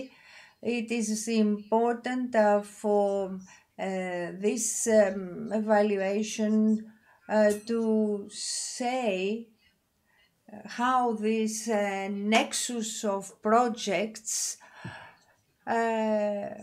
is trying to take our country further down the road. I am very proud for this part, not only because we can see the tangible results of our actions, but because we have had first position that we need, not in order to praise each other. Of course, encouragement is never bad, but because it is important for our country, as the ministers, as the Secretary General said, when negotiations go well on high-level debates and discussions on the future of Europe and our country, these talks are very important. We heard the Prime Minister yesterday and Mr. Letta, whose report is speaking about the future of us all, competitiveness, creativity, quality services. But Mr. Letta's report speaks about freedom, the fifth freedom, human capital, the movement of our collective intellectual and mental endeavor in Europe. So, European Social Fund. We heard Mrs. Sukova a while ago. She was very detailed, very analytical. I'm not going to repeat what she said, but I would like to give the floor to the minister, Mrs. Zacharaki, who has a very special portfolio to handle relative to the ESF, a new ministry for our country dealing with social inclusion questions. So you have a very important portfolio to deal with that touches on one hand the everyday life of our citizens, but also on the other hand strategies, central strategies, because you have visited many social structures, and we would like you to tell us how did EU funds worked on social issues. Mr. Paquet and myself went recently to Ptolemais, and we saw there a very tangible way of turning somebody's life, somebody's with handicap life, and his family have a different life. Their life was changed. When our citizens need the state on their side, this is where the state is. And I would like Mrs. Vandolu here to thank all the executives, the human resources of ministries. I am a teacher myself, and seeing all the people in structures, I can tell you that they really made possible the implementation of our ideas and their conversion into action. And over the years, executives such as Mr. Firbas guided our thought and taught us technically complicated things that became reality, ideas put into practice. So I want to thank the minister, the deputy minister, for having included us in the panel. We are a new ministry and very proud of our existence today. I want to thank the political leadership of the Ministry of Labour for helping us in these first steps that we are taking. And I need to say that we inherited actions from the Ministry of Employment. These are actions, ongoing actions in the new programming period. Let's think of a woman that calls 15900, a woman that is a victim to violence of all forms. This woman will have somebody there around the clock, 24 hours 7. Imagine if this woman needs to go to an advisory or a counseling center. This woman may need to go into a living structure or a hostel. So this is what social cohesion is, seamless. And TEVA now, that is food aid. Food aid is a packet that the person, the user, will receive at regular intervals that will help the family go through the month food-wise. Also social workshop, social grocery store, social pharmacy, social restaurants. Make all the people, all the users participants of the same reality. And I'm thinking of all the structures like the community center for people in vulnerable groups that need the lower possible income, a pensioner or an aged person that is deprived of a pension or of an income. So this is an inclusion in our own reality. Of course, our ministry is in charge of faster specialization of actions, and our goals go hand in hand with those of the Ministry of Employment for actions for people with handicap, women, employment, because we are really lagging seriously behind the rest of the EU, demography. We have an observatory on demography, which is going to coordinate actions between various ministries. Something they consider very important is social economy and social innovation, which brings people from the margins to the center, from the region to the center. Therefore, we don't want to leave anybody behind we want in all this development growth that we want our country to have, development, more jobs, social cohesion in tandem with the European pillar, and our allies are ESPA and RRF. 2026 is the year where these two financing tools come together. And the European resources are an important tool for us in order to actually implement this commitment.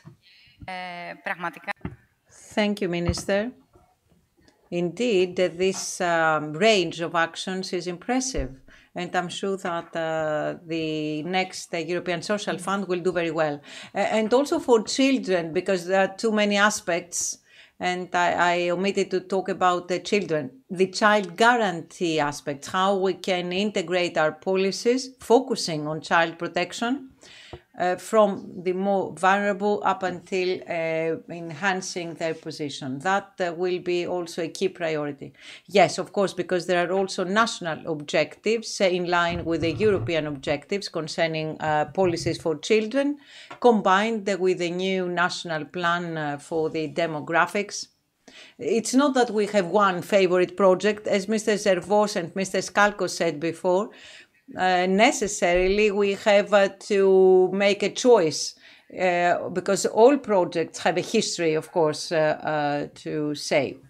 Let me now come to Mr. Paquet, who will say himself in very, very briefly, in very short time.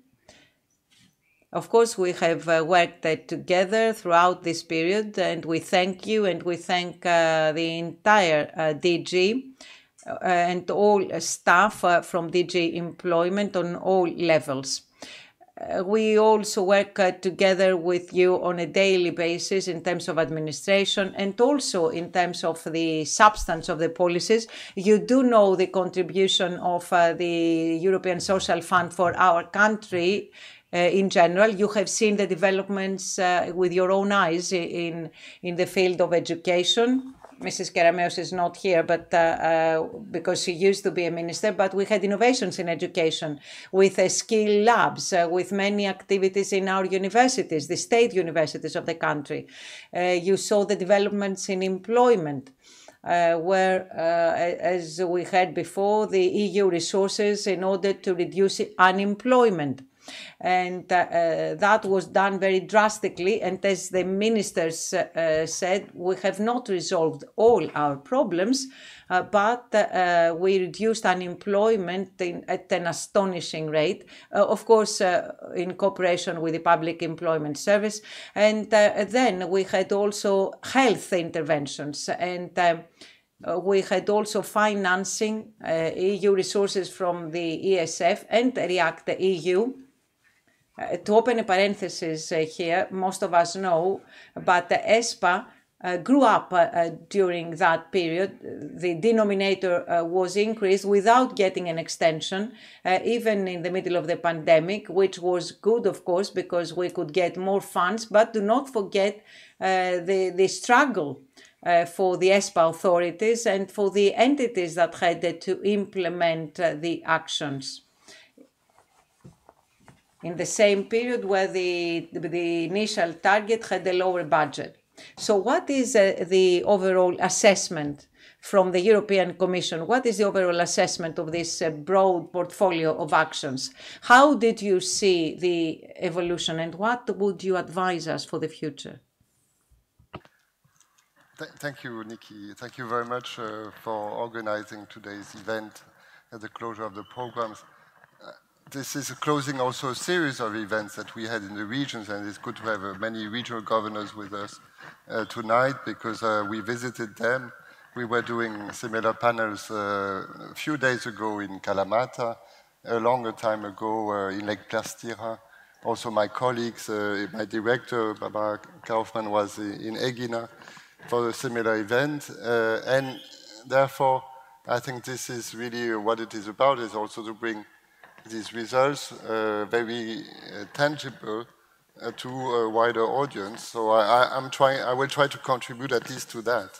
But the general assessment is that the European Social Fund has been just instrumental, has made a difference at a crucial moment for Greece on two levels that I'll focus on. The first is the crisis time. I'll come back on a few examples. And the second is in supporting the reform drive of Greece forward.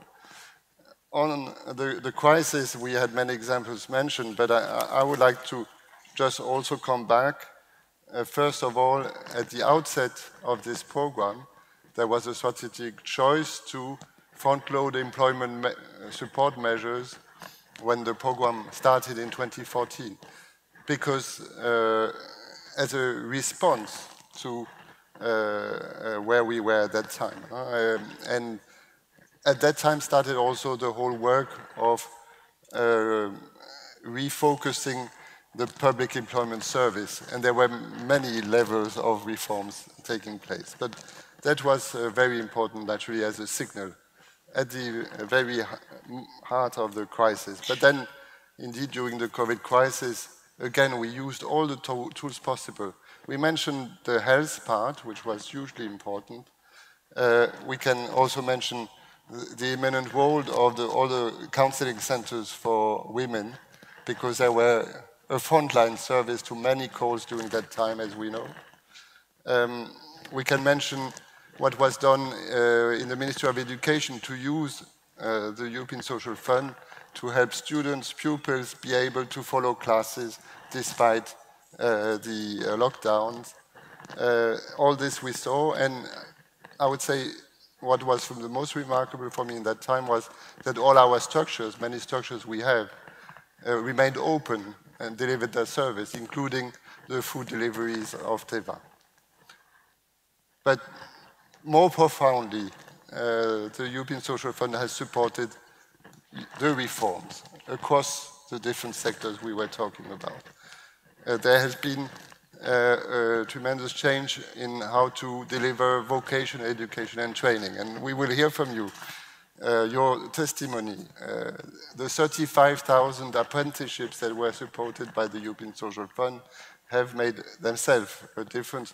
But it's not just numbers, it's behind that a new thinking about vocational education and training. And in the meantime, there were also important laws passed to accompany this. And I've been visiting, EPAs and EPAs of different kinds, and things are really changing to the better. Another key reform for us in your domain has been the establishment of the network of the community centers, not just to create new structures and new offices to knock on the door. It was part of a logic of having a social solidarity reform based on the one hand, a minimum income as direct support, together with a one-stop shop where beneficiaries could access different social services and also be guided towards activation. Those three pillars. So for me, this was emblematic also of the new spirit of what we were doing on the European Social Fund. And maybe the last example I want to give is not that much money in the public sector reform program, but an immense, tremendous impact on the pension reform office, being supported and being now able to process in 2 months applications for pensions, when we know it was for sometimes many years that people were waiting before. So that's day and night in progress. So congratulations for that, for making very good use of this available money. Now we will continue even more so in the 21-27 period to accompany, you will use the European Social Fund Plus to accompany your reforms. I think the child guarantee is really the next in line to really change and improve in a holistic approach what we do. And in that respect, you were asking how we could do even better, etc. Naturally, I think there is an important message is to take step after step to make really efforts. Otherwise, it doesn't always work when you are too ambitious. But now we have precisely set a number of foundations to be able to make now distinct progress on a number of levels. Maybe one I would like to mention is coordination of the different efforts. We are trying to accompany with our thematic groups. You're doing your own efforts to work better between ministries. For me, in the last 5 years, talking again about the sector of education and training, the collaboration between labor people and Ministry of Education people has just transformed. And a number of things which were totally taboo before are now just commonplace. And today, vet students are visiting, companies doing their apprenticeships for their very company, but also during the learning, they are invited to visit other companies, etc. So these bridges are being made, and it's very important. So this coordination is key.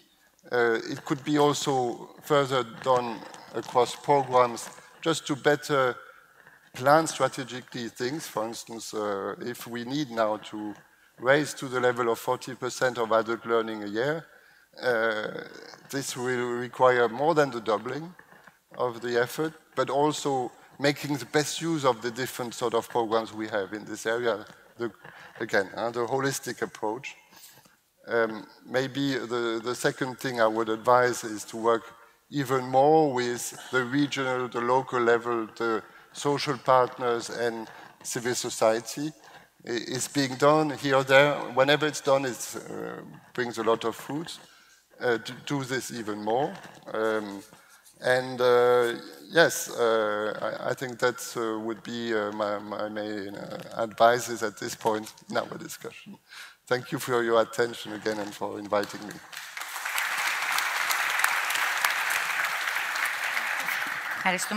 Thank you very much, Mr. Paquet. Of course, you reminded us, we didn't mention that, but people saw that on the video, the line 1555 of EFCA and the whole back office, because it is not just a help line, it is about supporting the communication between the social security system and citizens, because this is a very sensitive area of our daily life. And the first year of its operation, it received millions of phone calls. And of course, it is always necessary to optimize coordination, because these matters by nature have cross-cutting aspects. And this is true, I guess, in all member states, and I guess this is a challenge everywhere. But I'm sure, as you said, that the first signs, the indications are very positive, so we can be very optimistic. Let me now come to Madam Amalia Kyprioti. Mrs. Amalia Kyprioti will introduce herself. I will just say that apart from the young girl that you see here, she also has a university qualifications, but she's here to speak of her experience as a beneficiary from the apprenticeship school of DIPA, which is the former OAED, the Public Employment Service, in Oreokastro. And she will tell us about her experience. I would only like to make a parenthesis and say that DIPA, the Public Employment Service, with the support of the European Social Fund and the RRF, of course, has fulfilled a great mission and a major transformation in all different areas, including social cohesion. And the apprenticeship schools are a great example of modernization already. And I think there will be continuation, because the physical infrastructures will also be upgraded. And there is also going to be modernization of the vocational training programs through ESF, but also the overall support of apprentices, which is very important. Madam Kyprioti, first of all, how did you find out about the school? What drove you there, and how was your experience? Well, first of all, thank you for the invitation. Well, in the beginning, I found out about the school from friends. And then I searched the DIPA website, and I found out that I could go there. So I prepared my application and my supporting documents. I considered that was a lifetime opportunity, because my job then was different. I worked in the academia, but I decided to make my hobby a profession. And I wanted to be successful in this, but also through the apprenticeship offered via ESF, meaning that it would be a paid apprenticeship, I decided to go into that sector in order to gain experience and have a prior service in this industry. So I got in touch with laboratories. I worked next to experienced artists and technicians, and DIPA has very much encouraged us to take part in actions in order to gain experience and show our artistic nature and our works of art. So I had the chance to take part in an event held in Brussels, the Champions of Excellence, and I also was able to be part of the 34th and the 35th contest for jewel makers, and I was awarded. Congratulations, well done. And her jewels were created by her. She's wearing her creations. Very interesting. Now let's go to a more serious topic, which is socially relevant.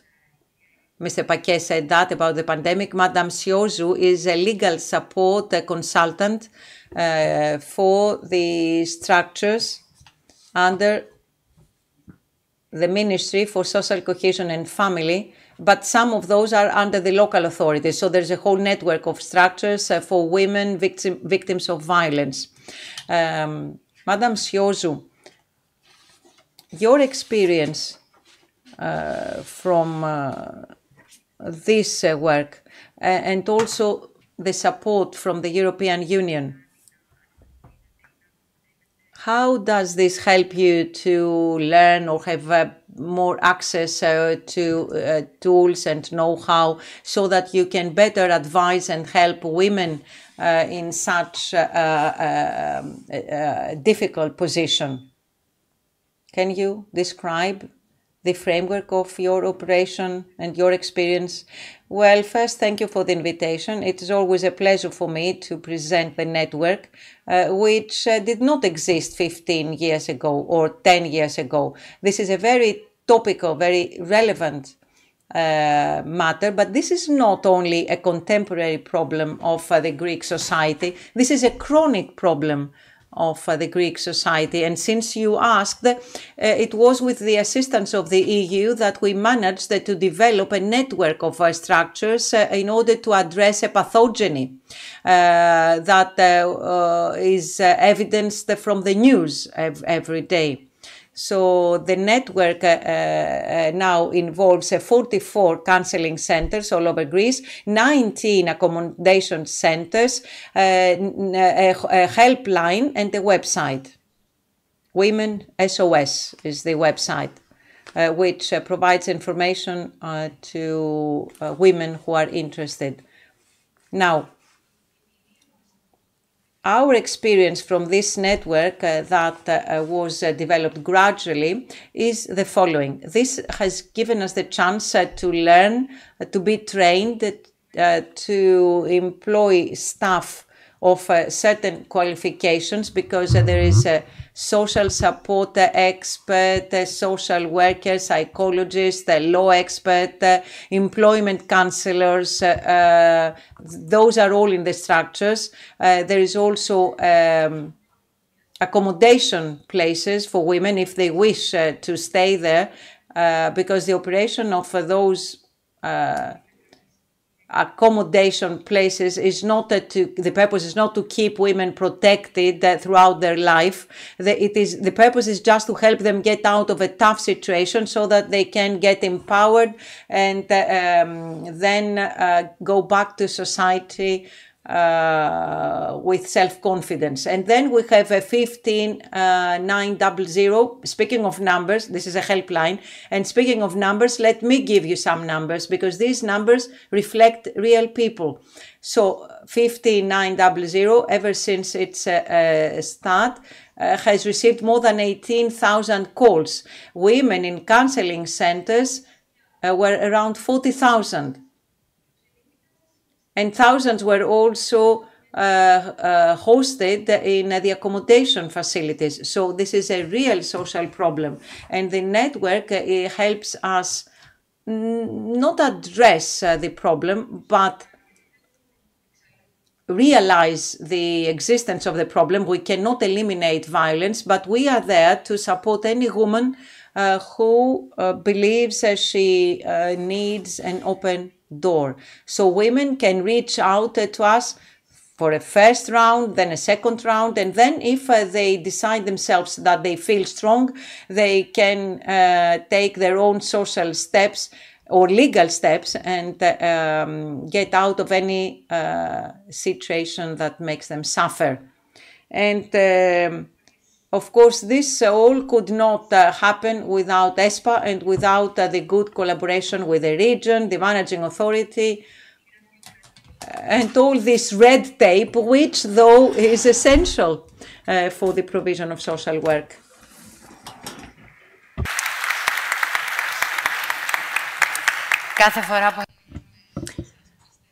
Every time that I hear you sharing your experiences, brings us back down to earth in a very harsh reality. I would like to close this discussion thanking all our speakers for the sharing of their thoughts and experiences. the closing of this ESPA was an emotional moment for all of us, especially when we think about people whose lives were changed or enhanced thanks to ESPA. I am an engineer myself, and I started with Egnatia Odos or the metro checks. Again, thanks to ESPA, we can go to work using a very modern metro system. It is a sign of civilization, and but it's especially crucial because together the cohesion policy and community resources do not only provide financial tools but good advice as to how to develop our infrastructures. They help our ministries and ourselves in order to implement better, faster, in a transparent manner, in order for all the projects that we implement to be for the benefit of our citizens and our visitors. Why not? Thank you.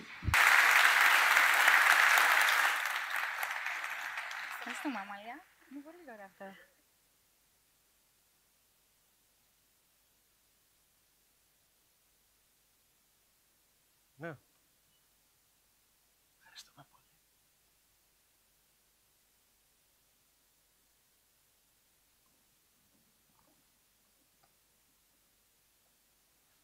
Λοιπόν, ευχαριστούμε πολύ. Thank you very much, Mrs. Dandolu. And this is we're nearing the closing of our evening. There are many people outside already having a drink or three in celebration. And the drinks are for the cohesion policy, competitiveness, all the pillars of the ESPA. A couple of minutes just to recap. The road of 2014 to 2020 was not an easy one. ESPA is affected by the economy. So in the beginning of this program period, we had to face an onerous crisis. It started the programming period started with delays. A lot more happened. There is no point in discussing these things now. What is important, what we must keep, is that our job is done. And in fact, if we wanted to quantify it, it is 1.6% of the Greek GDP. More than 23 billion, Mr. Hatzidakis said so in the beginning. With these resources, we financed very ambitious entrepreneurship plans of SMEs. We aided the development of infrastructures and of course, the economy at large, which was under pressure because of the 10-year crisis, training, education, employment, health, social inclusion. We had a difficult time at the beginning of the pandemic, but thanks to the REACT program, it was the crisis ESPA, which helped save 33.3 billion euro from our GDP from getting lost. So you can realize how important ESPA is for our country. And I am saying this especially to those and for those who at some point wanted to get out of the Eurozone. Okay, that is in the past, and because history sometimes tends to repeat itself, we need to be very cautious in the future. 40% during the pandemic of the funds used by the government came from ESPA, very important. 2027, 26.5 billion euro increased in relation to the previous one. All these resources will be absorbed completely because we started early. ESPA 21-27 Partnership Pact was the first one to have been selected among the 27 member states, and also the regional and sectoral programs, the fair transition program, green transition was the first one in Europe. So yes, we did start with a basis, with a legacy of mature projects from the previous ESPA. So we are starting again where we stopped. Everything is connected to national strategies, national action plans that come to answer major gaps, deficits in the Greek economy in order to achieve a better day in the future. And we will, as to the macroeconomic provisions or forecasts of ESPA, we hope that by 2030, by leveraging private resources to get more than 30 billion euro, and which will become 63 billion euros because you will have the combination of funds together with the RRF in order to cover the gaps that were created during the crisis. So it is important to look ahead and discuss the future of cohesion policy. But in order to do this, we need to know what this is for the regions and for our country. In absolute numbers, for 14-20, it helped develop by 2.6% GDP in less favored regions. And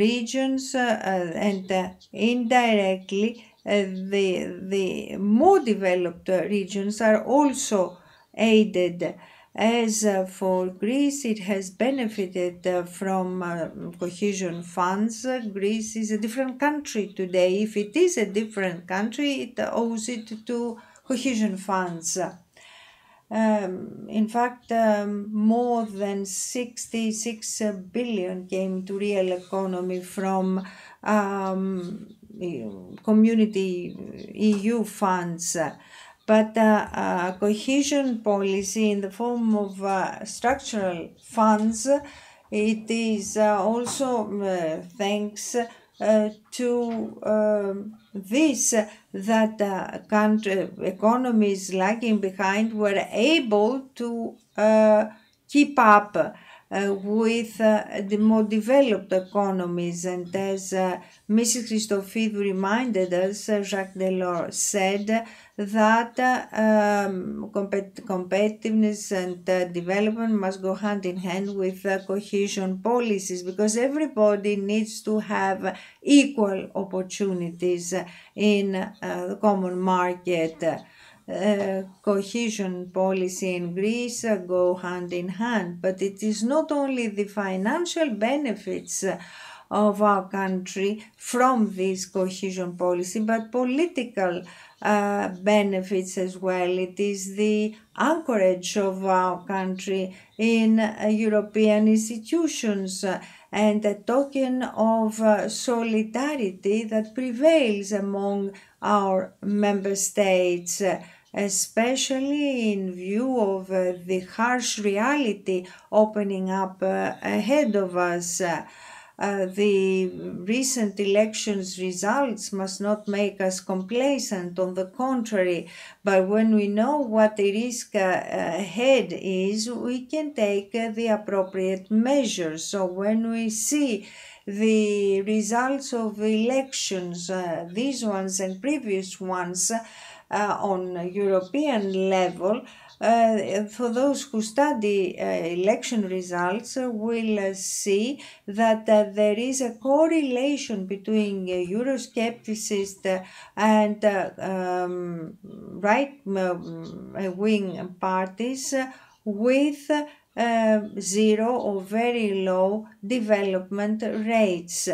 Today we have inequalities, inter and intra-regional inequalities, and we have traps in the southern Europe. All Greek regions are in this category. So in this geography of frustration and disappointment, the answer is cohesion policy that can work on a local and regional level, so that nobody feels that they're left behind from the main trunk of the country they belong to, or from the European family.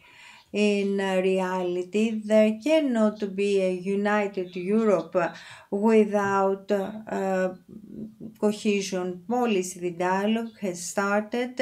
Next year, this time, we shall have the proposal by the EU Commission on the budget and cohesion policy. Our country has very clear-cut positions that pertain to the preservation and even increase of resources for cohesion policy, and for a public policy to remain alive. It needs to change, must not be afraid of reforms.